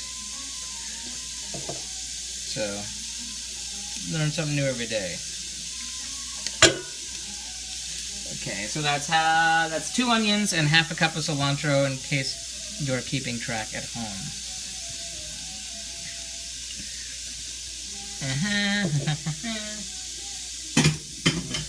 I don't have a husband here to do my dishes for me while I cook. What we are making one more time a Bariis isku Dhex-Karis, or spiced meat and rice from Somalia. It's sort of like a casserole dish with meat and rice and layers. Oh, back to what I was saying, like way back that I went off topic. The history of food. One thing that I discovered way early in this, you know, cooking project, actually when I was cooking Argentina, was that the idea of the meat pie, which is not what we're making, but the idea of the meat pie in any of its forms, all came from Persia. They did not exist anywhere else in the world, but when Marco Polo and company kind of, you know, went through Persia, they took back with them the idea of meat inside, you know, dough. And that went across the world. That became a meat pie in Britain and Australia. It became an empanada in Latin America. It became a samosa in India. All of that kind of originated from the Persian meat pie. So here, this layered thing, I have not investigated this, I should, but I think it's interesting how we think of like lasagna with the layers of the pasta and meat. And I grew up with a Puerto Rican dish, which is, imagine a lasagna, but instead of pasta, it's plantains. and sort of a raisiny, sweet meat. And so that's what that is. And this is layered other thing. And I'm thinking, did the Italians, were they the ones who started spreading that, layered casserole idea around, or did they get it from somebody else? I don't know. But it's interesting. Okay, so until they are light golden, then we stir in the ginger and the garlic paste. So it's going to be hard to see golden with all that green, because it's very, very green. It's the temperature for this, the way I have it now, is what I would call medium-high, which I'm worried might be too high. So I'm turning it down. It's like more of a medium-medium. Because, let me get my ginger and garlic. Here's my ginger, and my garlic is over here. Pastelong, I love it, yes.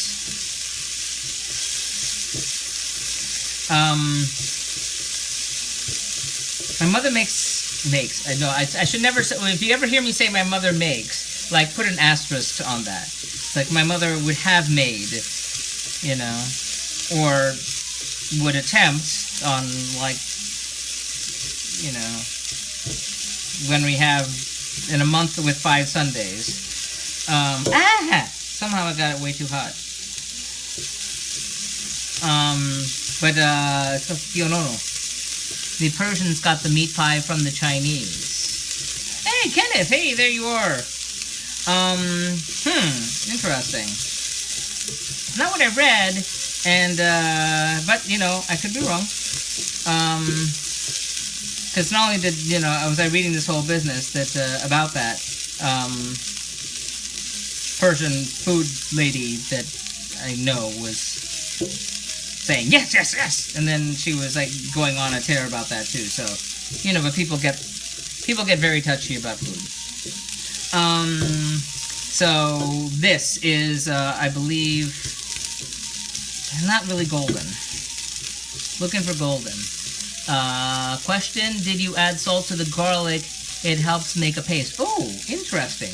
You know what? I'm gonna. Thanks for that. Thanks for that. Since I got a second here, I'm gonna do that. Thank you very much. Here, I'm gonna add a little bit of salt to that garlic to pastify it. Thanks for the tip. Okay, yeah, back to smash. Smashy, smashy.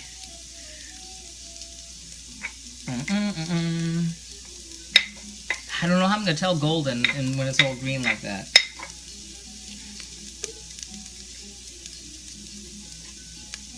But pionono is something else my mother would make, again with the asterisk, which I think is sort of like that, but maybe smaller. I get the stuff confused, and that's not something I'd have every day, and I can't do the Google search. Then smash it more. Interesting. Okay, smashing away. Smashy, smashy. Oh my God, it's getting late. Okay. Okay. So it's more pasty. Yes. Thank you. Okay, that's crackly. It's feeling like it's ready for the next step. So next we're going to stir in the ginger, which is you. I need to get my picture camera ready. This is my grated ginger. Into you.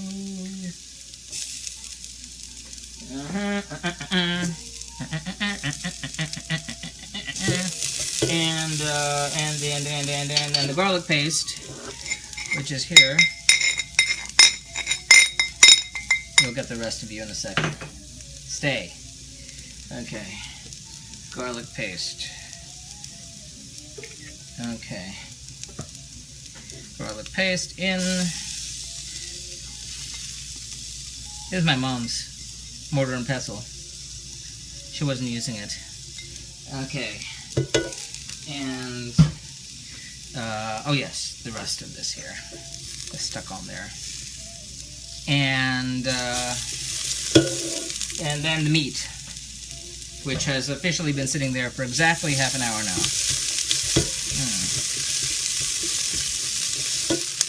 here's our meat, which has been sitting resting for half an hour.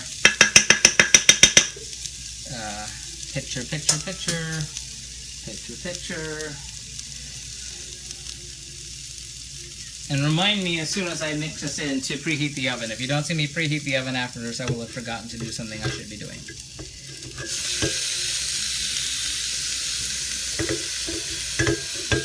Okay.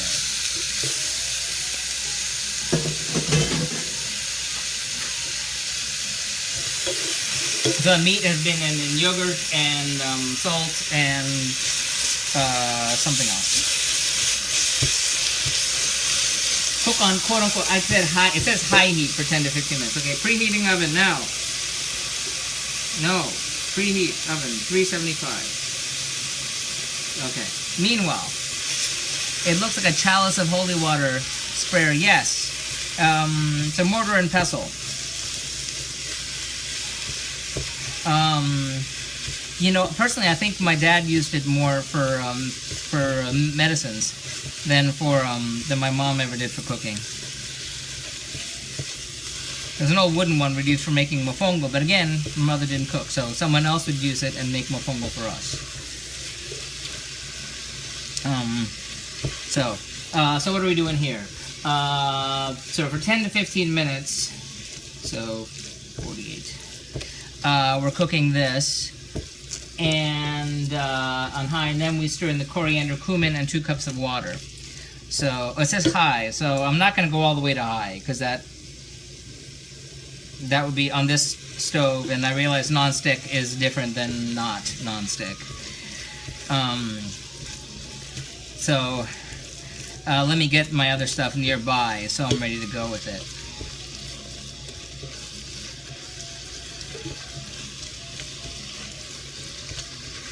Yeah, mixing.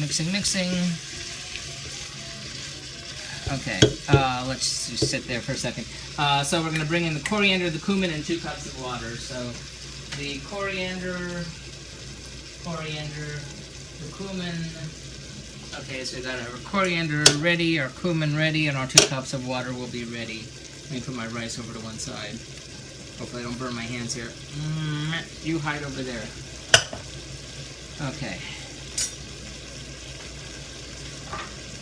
2 cups of water.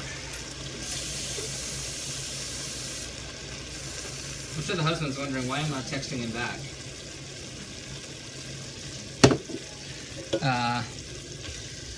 It's looking good, Cliffy. That's good, thank you. Hello. Hello. Gesture gal. Worry not. The fickle gods of writing on Meerkat. And they insist on you writing in all lowercase too. It's like, drives me bananas.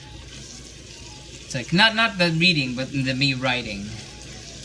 It's like everything else, like I would get a first letter capital, but no, not Meerkat. So then I like type in, so then I put in the capital letter, and then I find myself writing other places, and I put in the capital letter, and it lowercases it. And I'm like, ah, drats, foiled again. So 48. So looking for another 8 minutes. That's Sharon. Hello, Sharon. No worries. Okay. So fat's being rendered here, obviously, and so you got 7 minutes, and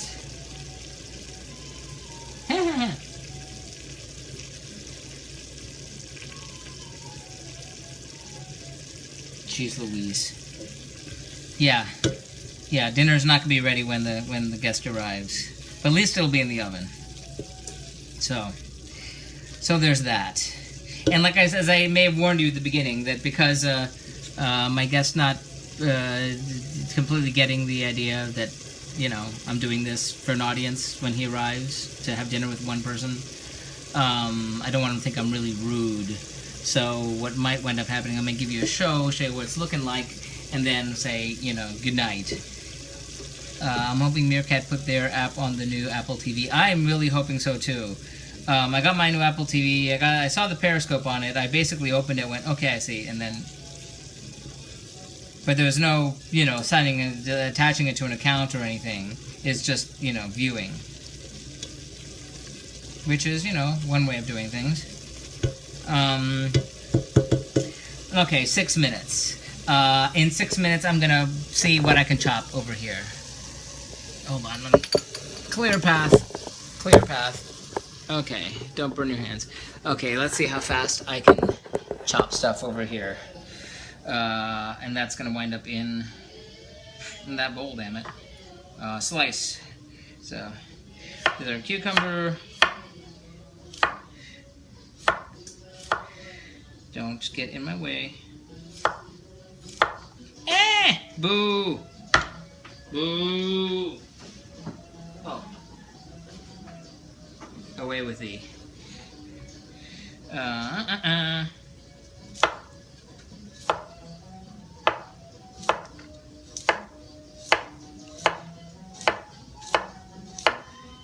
Hopefully I'll be able to get the stuff done at the same time. Don't... hey Lydia, how you doing? Adrian, thank you for the restreams there. Thank you very much. Lydia, sorry I missed your show the last few days. I was away.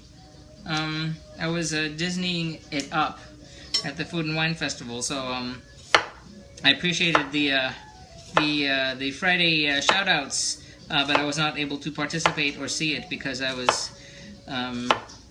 knee deep in Epcot. Holy, the Wi-Fi. I mean, I'm so grateful for Wi-Fi at Disney now, but to say that it's reliable when there's a whole lot of people there would be saying a lot, because it's not. So even I was surprised Meerkat even opened the 1 second I tried to open it. Because I've seen some woman streaming the Osborne family Christmas lights, which, if you are in the Florida region and you like Christmas light displays, get yourself to Disney's Hollywood Studios this year, because you'll never get to see the lights again after this year, and it's really kind of earth-shattering, their display there. So I was glad to see it for one last time. But anyway, there was a lady on Meerkat before we left who was streaming from there, and I was thinking, wow, you've got a connection to Meerkatting from the Hollywood, from Disney Studios. That's really wild. And boom, it went down. Which is how it goes. Periscope is on the new Apple TV. I know. That's I saw that, and I have it on there. I mean, I've spent exactly all of like 1 second going, okay, that's cool. I spent a whole day installing all my various apps onto the Apple TV, which was, you know, and going and activating codes and all that, and that was kind of a drag, but you know, it happens. Okay, so how are we doing over here? Still going? Still going. We got 3 more minutes. 3 more minutes on you. Okay, let's move back. And yes, I really would love to see Meerkat on the Apple TV. That would make my week. Okay. As for the salad that we're doing here, radishes and cucumber. Okay. Well, let's get our radishes going. Flat surface. Okay.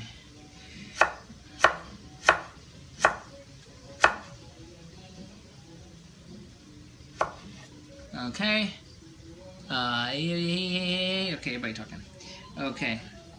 So, but it was fun. It was fun. What else did I have there that was good?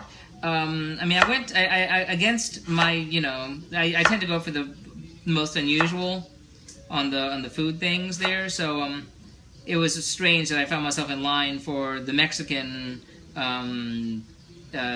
dessert, which was very tasty, and the German, they had the sausage in a pretzel bun, which, you know, sounded boring and plain, but was actually very tasty.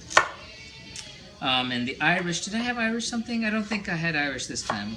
I had a potato pancake thing. Oh, the husband had that. It was good. But I was surprised how good the like Pan-African one was. All 2 dishes for the entire continent of Africa. Yeah.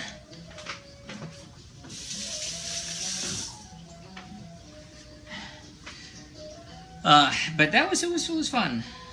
There's so many drunk people. My God, though. I was like, my little nephew saw the people walking by with the wine glass chained to their neck, you know, like as a pendant. And I think he said, "Oh wow, they treat it like it's a baby." And I'm thinking, yeah, they probably, you know, feel of it the same way. But it was fun. But so many people, my God. And you know, I felt like they cut out some actual countries to be able to make it more accessible. So instead of another country, they had a wine dessert one, and instead of another country, they had like another beer thing, and instead of another country, they had a fresh farm to table Florida one, which had a great mac and cheese, but that's hardly international. So I felt like everything's being dumbed down for the audience. But hey, it's Disney. What do you want? I used to go to Disney for the food because they had like there's actually good restaurants, but now I think I've outgrown it, and I feel sad about that. Periscope is on. Yeah, same deal. Okay. We are time on the meat over here. So okay, back to our meat.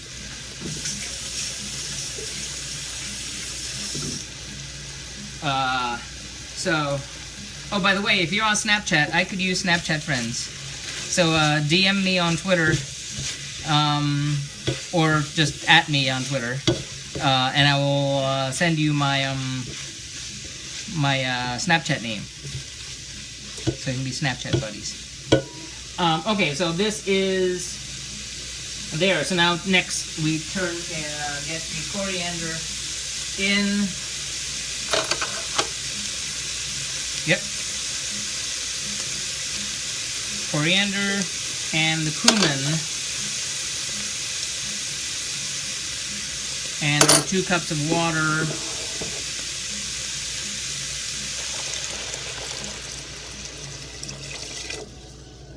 Okay. And, that smells good. So we're going to bring that to a boil.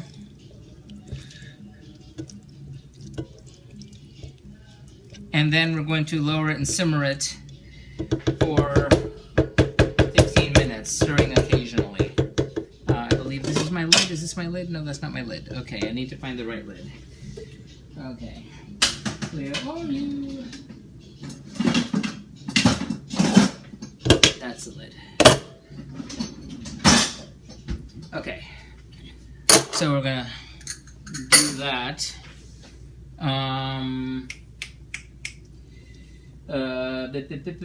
Bring to a boil, reduce to heat, cover, and simmer until the meat is almost done and the water has been absorbed, which is not a timed thing, which is kind of a problem, because I am on a time schedule. And I also need a jar in which to mix salad dressing. So if anybody has any grand ideas, aside from actually having a jar, I got one. Okay, you're sort of bubbling, so that's not the right lid, dang it. Okay. So which one are you? Is it you? Could it be you? Yes, it's you. Okay. So lower and simmer until meat is absorbed. And then we're going to add in the tomatoes, salt, taste it, and then the rest of the cardamom powder, the mint, and then simmering again. There's a lot of steps on this sucker. Okay, I got to get back to my salad. Hopefully by the time I get back to my salad, this will be at its non-specific point. Okay. And I need to make sure you have some juice so you don't, like, run out of charge or stream or something like it's done like before. Okay, Tomatoes. You say tomato and I say tomato. You say potato and I say potato. Okay, these are our green tomatoes. We're all cockeyed. Oh, by the way, these are Baijun ballads, Somali songs in Swahili, which I'm guessing is not right. Because from what I gather, Swahili isn't really the language in Somalia. Though it would be, I imagine, the language of Somali people in Kenya. And these things matter. In fact, as soon as I tweeted my thing on this, somebody in Somalia favorited it instantly, and I was thinking, okay, I hope I don't get, called out. Okay, so it said to slice these, eh? And said you can quarter them if you want.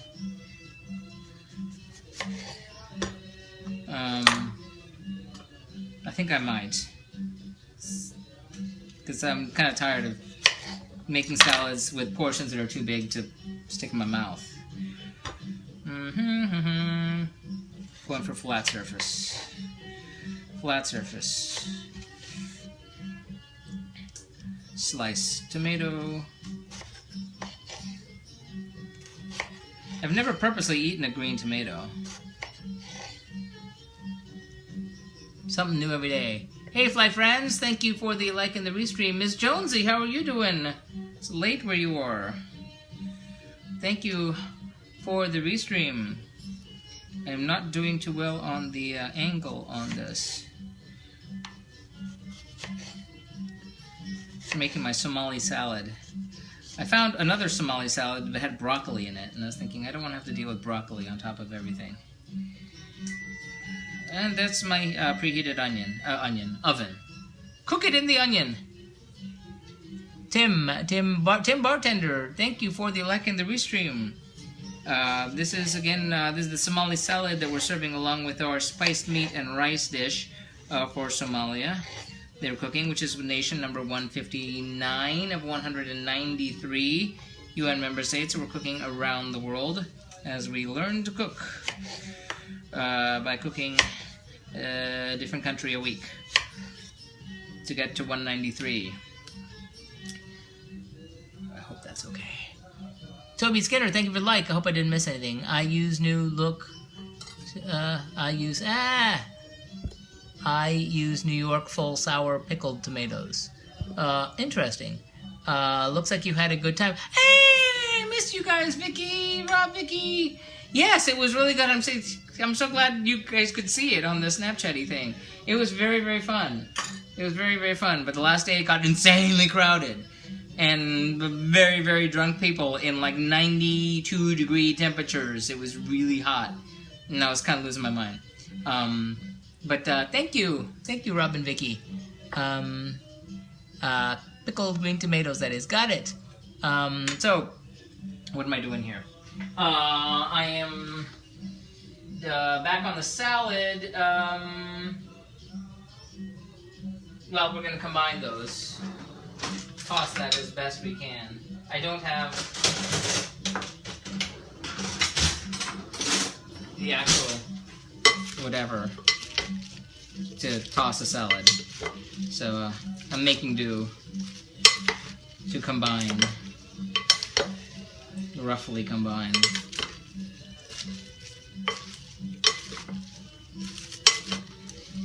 And then I gotta make the salad dressing. But that's why I needed the bottle, and I don't have the bottle. So I'm sticking this in the fridge. Oh, yes. And of course, the apron from the fine folks at the Funky Fairy, meerkattees.com for all your embroidery and meerkat accessory needs. How are you handling the... Is the holiday shopping in full swing yet, or are people still in advanced stages?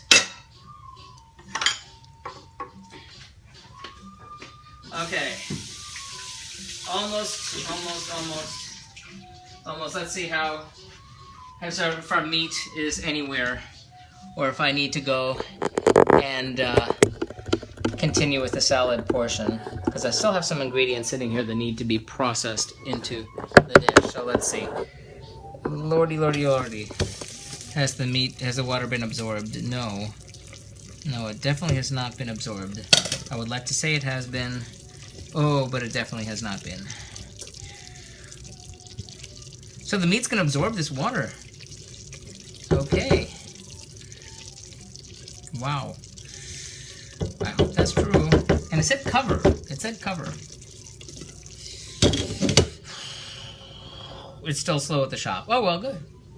Well, I mean, good in terms of crazy, not good in terms of money. I worked in retail enough years that I still have, literally, PTSD on that. And that's not a joke. Okay.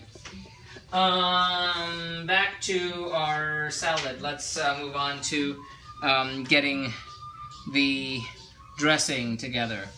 So we need not too much dressing. 2 tablespoons of lemon juice. I get my pickles here. Picklicious. Okay. I have a friend who's. It's weird that she teaches cooking, but she's down in Miami, which would be a long way. But you know, it's weird that she's never said, you know what? I teach cooking. You know, you said that you want to learn to cook, and that's what I do for a living. I'm surprised she's never said that. But she loathes pickles. Anything with a pickle on it, she'll run for the hills. That and Phil Collins, or her kryptonite. Odd combination, but I'm sure there's a connection. Boil with the cover off, maybe faster. That's kind of what I thought.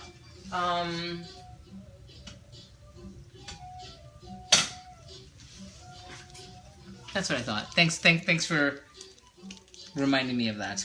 I want, how much? I want 2 tablespoons of juice. Will I get 2 tablespoons of juice out of that one little lemon? I do not know. Oh dear, I just realized something. I need to stop and check. See if I'm being contacted. Make sure. Hold that thought.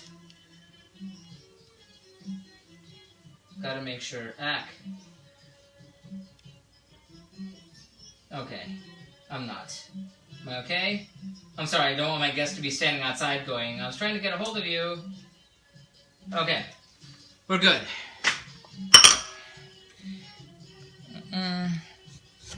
Okay, here. And trying to get 2 tablespoons of juice out of a lemon. See if that's, I can eyeball that. Okay, lemon half 1.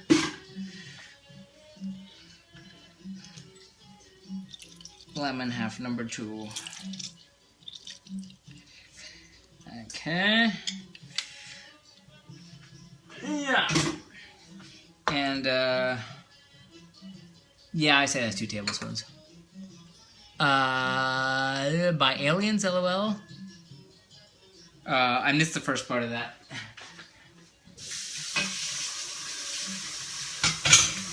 Okay. And so lemons in. Okay. After lemons, we need 1 tablespoon of white vinegar.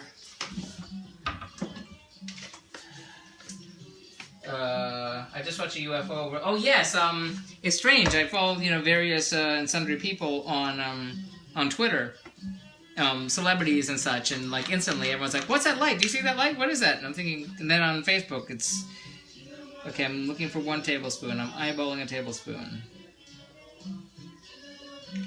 Okay, 1 tablespoon of white vinegar. And then 6 tablespoons of extra virgin olive oil. Just hiding behind the other oil. 6 tablespoons of... That smells all vinegary up in here. Okay. 1 tablespoon, 2 tablespoons, 3, 4, 5, and 6. Okay, 6 tablespoons, and then our reserved minced garlic clove, which has been sitting over here waiting patiently.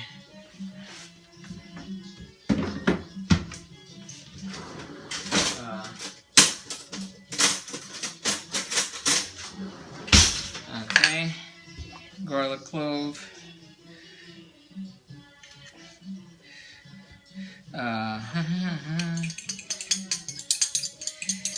Okay, and then we're adding a quarter teaspoon of salt, which is over here. And do I still have my measuring thing? For this one, I'm going to try the measuring. Porque si no se me va la mano. If I don't, my hand will just go and I'll add too much. Salt. Salt, salt, salt. Okay. And a pinch of black pepper. People think I'm insane now. They did add me on Snapchat.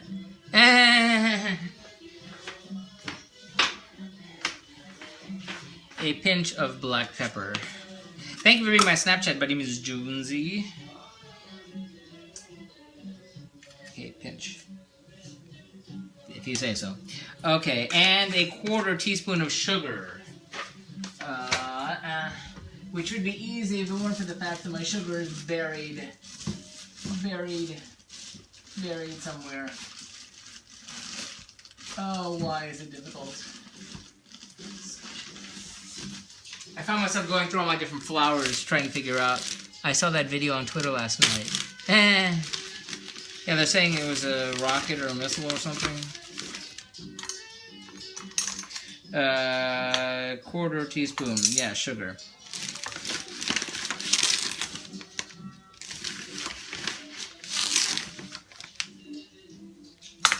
I gotta write to my friend to make sure that he knows how to get in.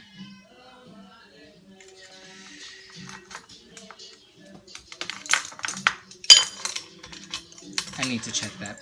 So I'm mixing my dressing.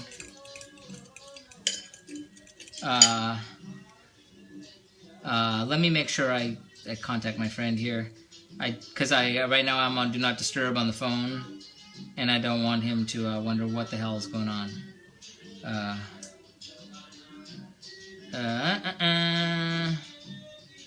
Hold on.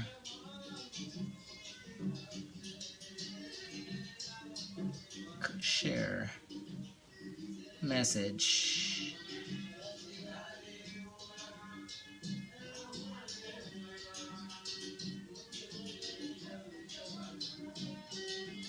Send.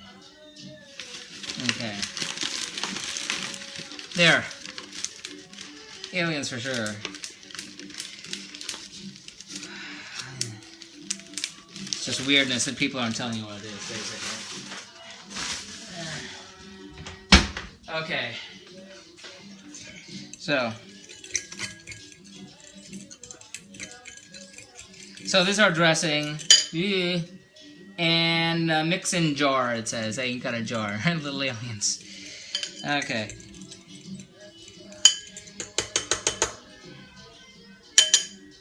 Now, should I don't have a receptacle into which to put it on the side when I serve the salad.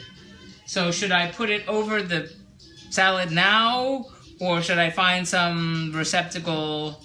Okay, hold on just 1 second. Great exclamation point on my cooking stream at the moment. On my cooking stream at the moment. On, O-N, on. I forgot to say the word on. No lowercase, please. Thank you. Send. Okay. He's gonna be here. And it's not gonna be ready. Shenanigans. Okay. Shenanigans. Okay, receptacle. Thank you. Now I need to think of a receptacle. Okay. Ready or not, here we come, Mr. Meat, because that's all we got time for.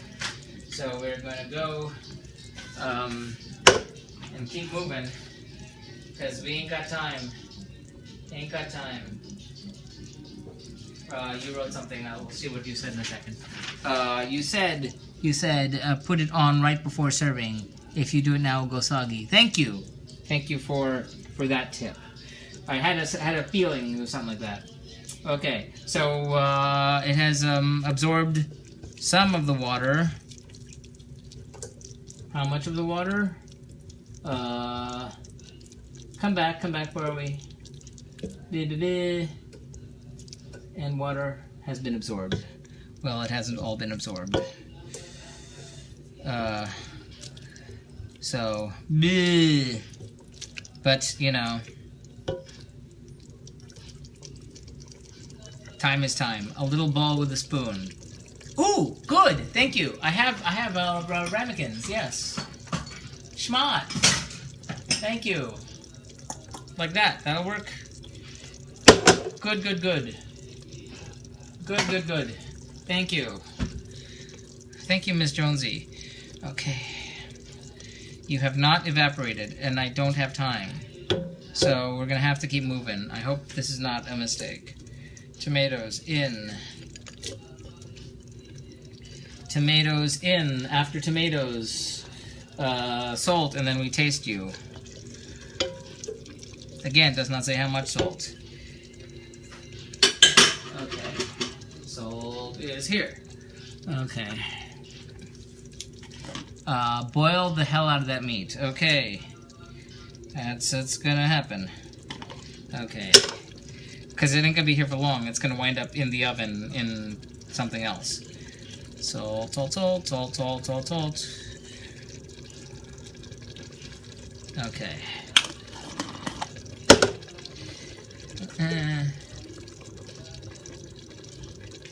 Okay.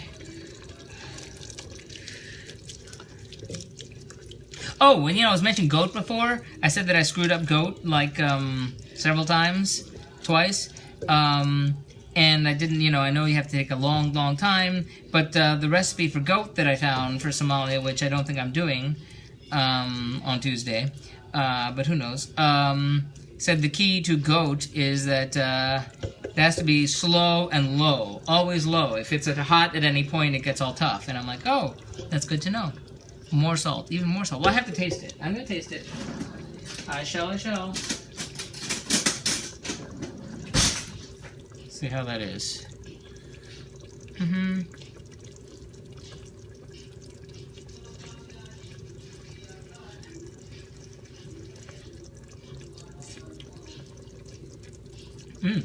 Tasty. You're right about the salt. Ray, thank you for the like. You're very right about the salt.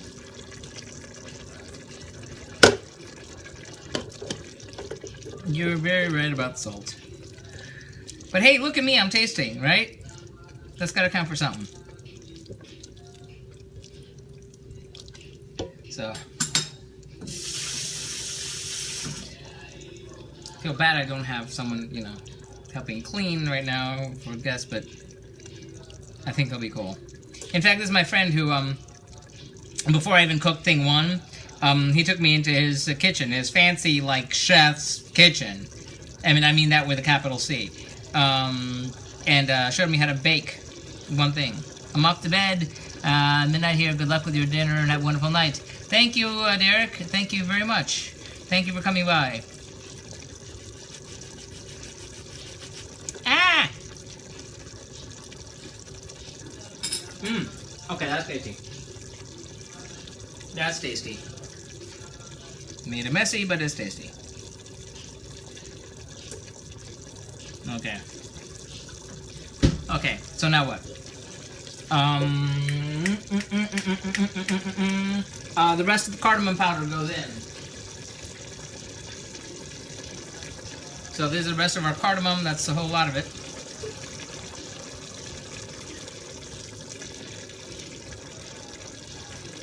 cardamom powder in, and 1 of the 2 tablespoons of mint goes in. So here's our mint.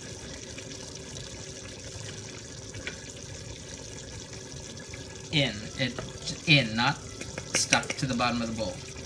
In. Okay.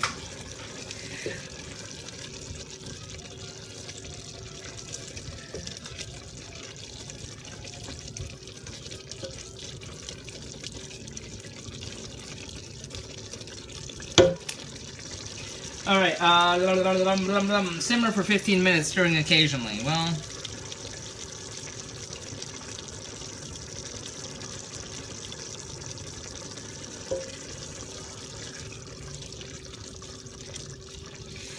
I'm going to be assembling this as he walks in the door.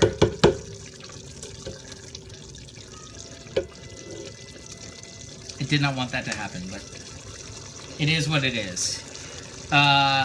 Okay, so what am I doing? The salad dressing is here. I'm going to put it in the ramekin, and I'm going to put that in the freezer. Do you have a freezer full of leftovers in the past countries? You would think so, but actually I wound up having them for lunch the following days, and by the time I'm on, at least on, if not on to the next dish of the week, then on to the next country, certainly I will have finished them off. Unless they're bad, in which case then leftovers magically disappear into the nebulous underworld. So, dressing. Good question, though. Good question. Okay, so we have trash. That's a very good question, Ray. This is not simmer, this is boil, but we're trying to get the water out, which I should have gotten out earlier, but you know. I hope that's not a horrible, horrible thing. I should taste this again. Trying to clean. Thank you, Kathy, how you doing? Thanks for the restream. I was actually trying to watch your stream when I was away at Disney, but it was yours that I was trying to watch. One, boom! Disney, internet, Shino Enjoy Meerkat.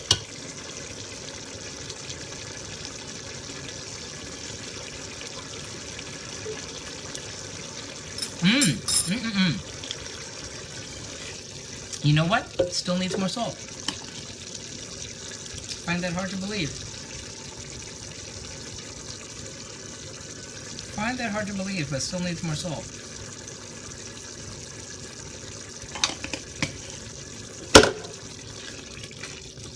But that mint gives it a really interesting flavor. The mint and the cardamom, I mean, instantly Arabic, you know, right in your head.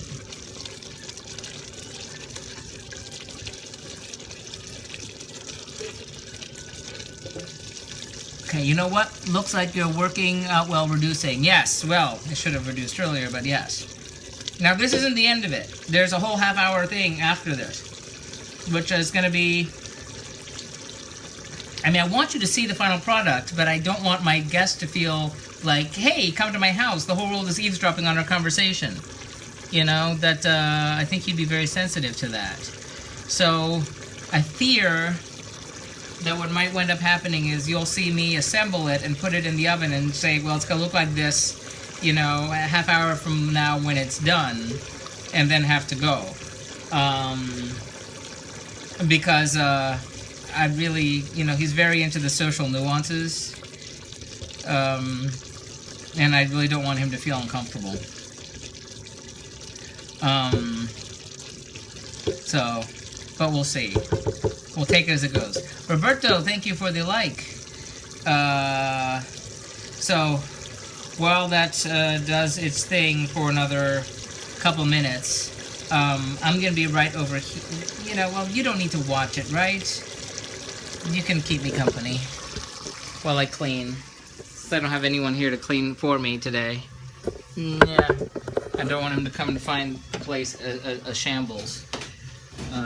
Spent the whole day cleaning and prepping and doing all my advanced work on this. You don't need to get a close-up of the dishes, though. That you don't need.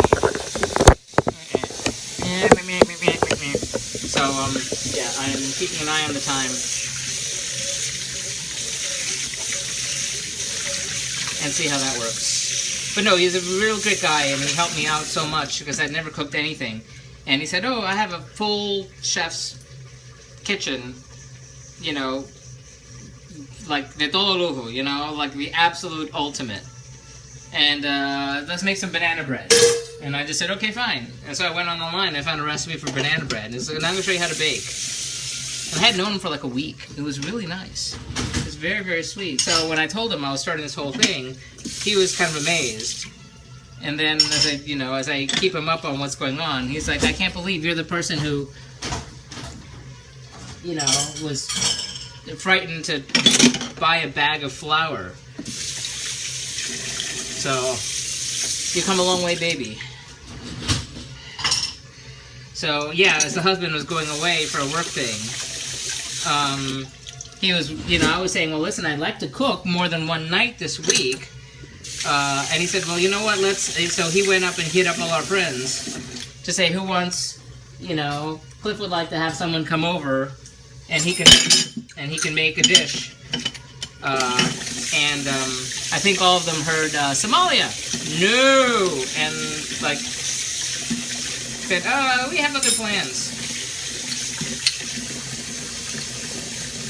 Like every time I offer my friends to, hey, listen, I'll cook or something, they're like, "Yeah, I'm not into blank." Even when I did Europe, they're like, "Oh, I don't like pork." And I'm like, "Fine." Like the one friend is like, "Oh, I'll make dinner." "What is it?" "Ecuador." "Oh, great. What are you making?" I says, "Oh, it's ceviche." It's like, "Ooh, raw fish." It's like, dude, I've got people online that keep saying they would like to taste my food. He give you flour? No, no. He had his own, but I was making a banana bread. It was really sweet. He would, as a hobby, he would make baked goods, take pictures of them, post them on Facebook, and say the first person in my area to claim it gets it, and I'll drive it over to you. It was very sweet. But in my case, I just went and learned to make something alongside his lemon cake. He's quite the baker. And as he's traveled the world, the weirdest thing is that one day I woke up and I was on Facebook and I saw that abracadabra, he was in Kazakhstan. No, he's in Kyrgyzstan. And I was like, "What are you doing in Kyrgyzstan?" I said, "I just cooked Kyrgyzstan." He says, "Make sure you have some kumis." Kumis. Do you know what kumis is? Kumis. If you're a fan of All in the Family, you might know what kumis is. See, knowing what kumis is was a gag on a particular episode. Kumis, a form of fermented mare's milk eaten by nomads of Central Asia. Kumis. So yes, he was having the horse cheese. And I was like, "Oh wow, that's adventurous. Bring me back some. I'm curious for the fermented mare's milk." I would try it. I would definitely try it. And I would gag a little bit at the thought, but I would definitely try it. He said it was very dry, the mare's milk cheese. But we'll see what he has to say. You can quiz him when he gets here. No, but he was, they drove all over Kyrgyzstan. I was like, wow, who goes to Kyrgyzstan? But we have other friends that are world travelers that, in addition to my global traveling friend who's been to, every country without flying. We have other friends that they're attempting basically to go to every country too, and like every other week I see them posting pictures from, we're in Mauritius, we're going to go to Sudan for Christmas. We're going to see the pyramids in Sudan. Which is, and his friends were like, "Are you crazy?"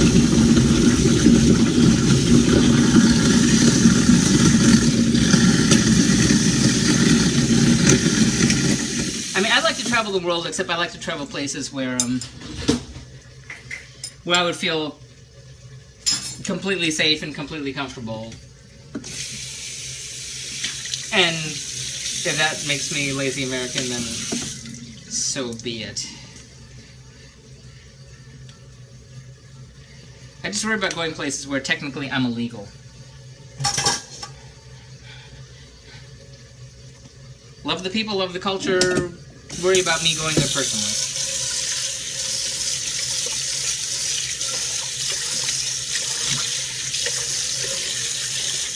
Hey, what do you know? I cleaned off the sink.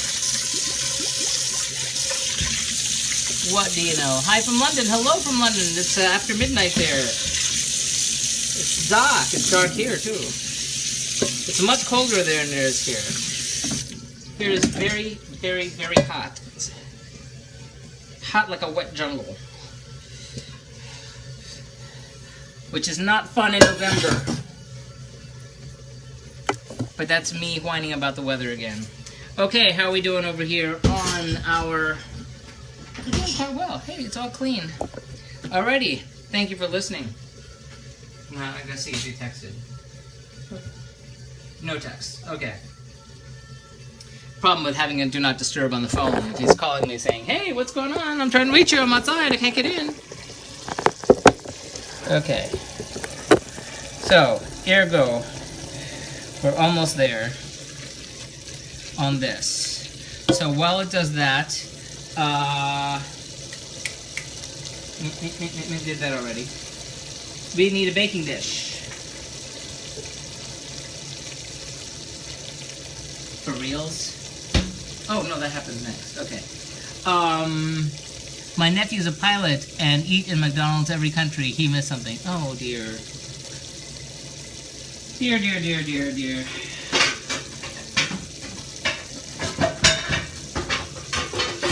A, that would not be me. B, let's just say I have relatives that would do the same thing. And they make me kind of crazy that way. So, looking for a baking dish, which I believe this would be the size that I'm looking for.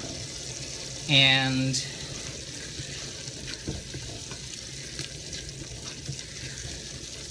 so what's happening now? We're almost at time on this, so I'm gonna just move ahead.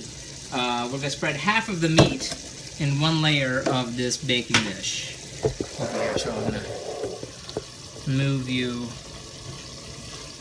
I'm cheating by leaving the heat on this here, because it says to turn off the heat.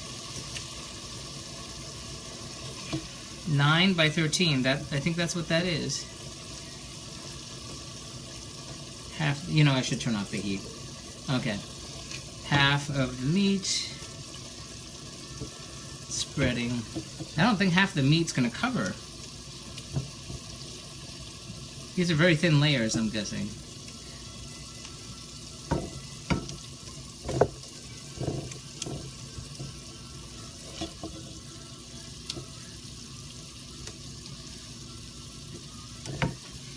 Okay. I only want to use half the meat, but I want it to cover at the same time. So layer number 1 is the meat. A pain in Painting Fiesta. Hello, thanks for liking the restream. I have Bun High Attitude Coffee Maker coming on Wednesday. Yay! I follow your blog. Nice work. Thank you, Ray. Thank you very much. I very much appreciate that. Oh, yes, Ray. Yes. Thank you so much. Yes, everything, by the way, the blog is at cliffyland.com. Pictures, links to the recipes, catch up on the countries that you missed, see the progression from 0 to 159. Pictures, links to the recipes, videos, all that good stuff. On Twitter, on Tumblr, on Instagram, on Facebook, on Pinterest, and subscribe now on YouTube. You can do it. Okay, so we've got half the meat. We're going to top it with half of the rice, which has been sitting all by its lonesome over here. Okay, so we're going to get half of the rice going here. Oh, that's going to be fun. Well, first let's get half of it on and then figure out how to... I'm so paranoid that he's going to wind up like texting going, I'm outside, where are you? This is to be hard to spread. Just saying. Just saying.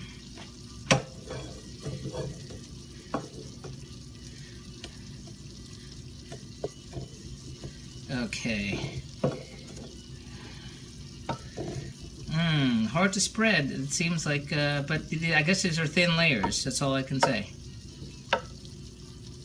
I know it doesn't have to be even. I'm guessing it doesn't have to be even. Let's put it that way.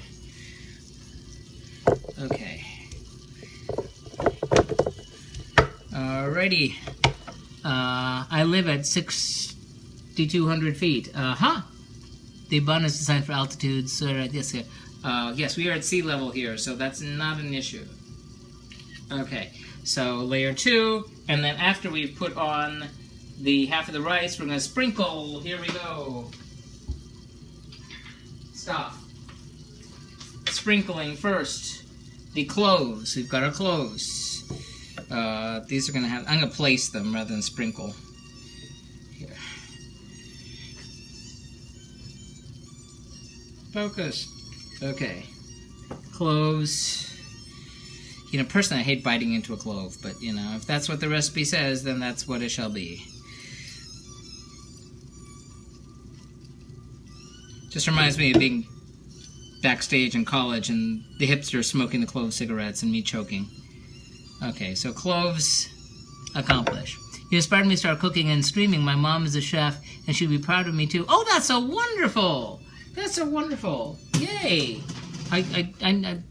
Do I follow you? Yes, I do. Leslie, thank you. Yay! I'm gonna have to make sure I catch your stream. That's wonderful. That is so great. Okay, cinnamon. Next, where did I put my cinnamon? Cinnamon's right here. Okay, we're sprinkling cinnamon. Focus. Okay, I'm gonna sprinkle cinnamon.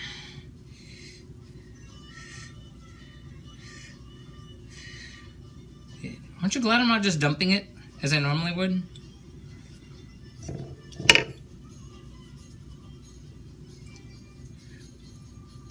A shepherd's pie the ancient Egyptians were making thousands of years ago. Okay.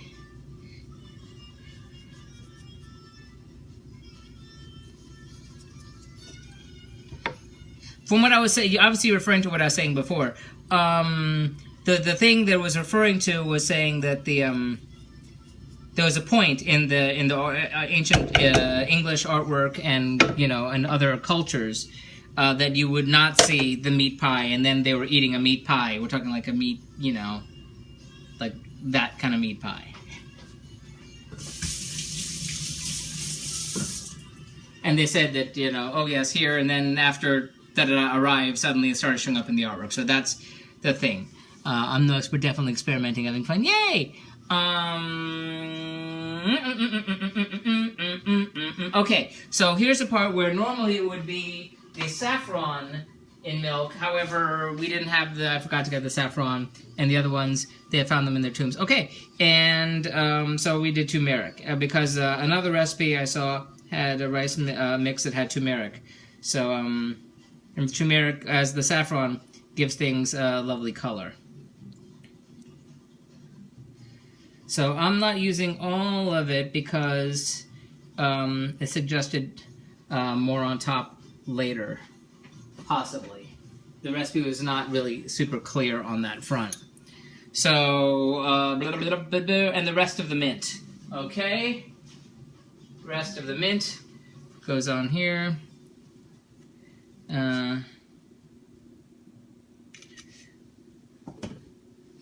But interesting, Kenneth. Thank you.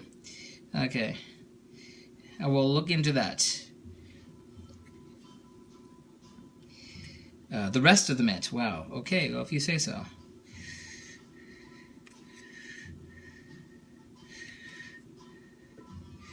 That's a lot of mint. I'm leaving a tiny bit left. Blibbity-blabbity-blue. Sprinkle 2 more tablespoons of ghee. Well, here's why we split the ghee into other parts. So we have, It would be cool if you could make something Haitian. It would even send you the recipe. Miss Faye, that would be lovely too. We unfortunately did Haiti before the days of Meerkat. Though you can see it at cliffyland.com. See how I did. I did the dish with the mushrooms. The mushrooms that had to be soaked in water. And it was super, super tasty. So check and see. Tell me how I did. I think it came out okay. But if you are super, super patient, and I mean like super with a capital S, I am considering starting the alphabet over again. Once I, finish with Zimbabwe and then some of the sort of non-UN member state countries. But that would be a long time before I get back to the letter H again. So you'd have to be super patient. We'd all be quite old for that. Fresh breath.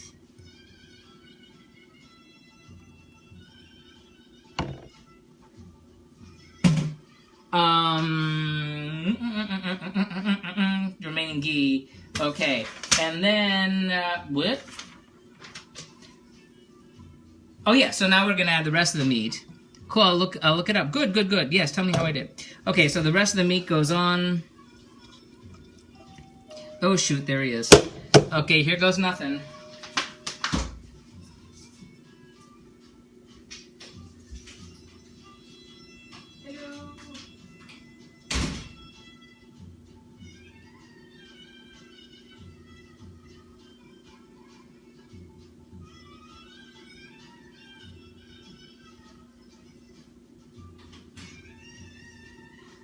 Hello. Because what I'm going to do is I'm going to stop at a point and then I'm just going to like end it and then whatever. So, friend is here. Say hello. Do you want to say hello? No? Okay. You don't have to. Okay. Well, I'm going to pour in the rest of the meat and then spread it across. And we're hearing Somali music. I hope that's okay. So spreading the meat quickly, and then at least I'll be at the assembling point. Yes, that is a lot of meat. Oh, fresh breath. Oh, I get it. Okay, good. So then the rest of the rice goes on top of that. Big mess. There. Then I'm gonna spread that out. And you're going to have to imagine what the final product looks like. Look for the blog at cliffyland.com. And I'll post, you'll see pictures and whatever.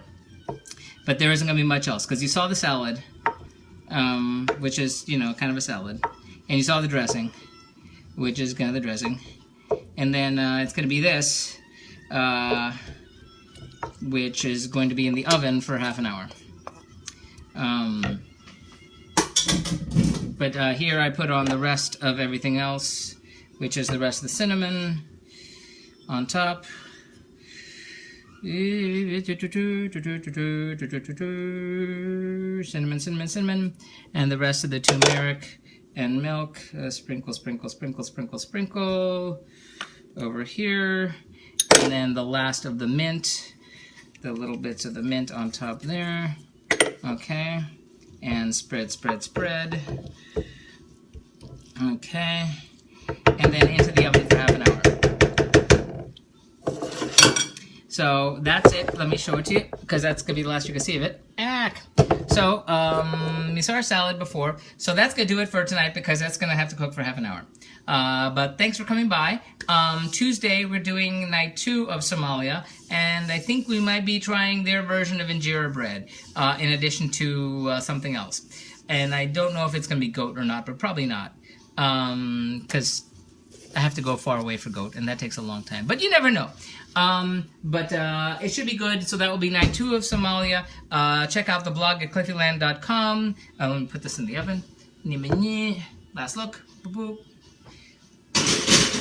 And at cliffyland.com, check out the blog. You can follow on Facebook, on Twitter, on Instagram, on Pinterest, on YouTube. You can subscribe on YouTube.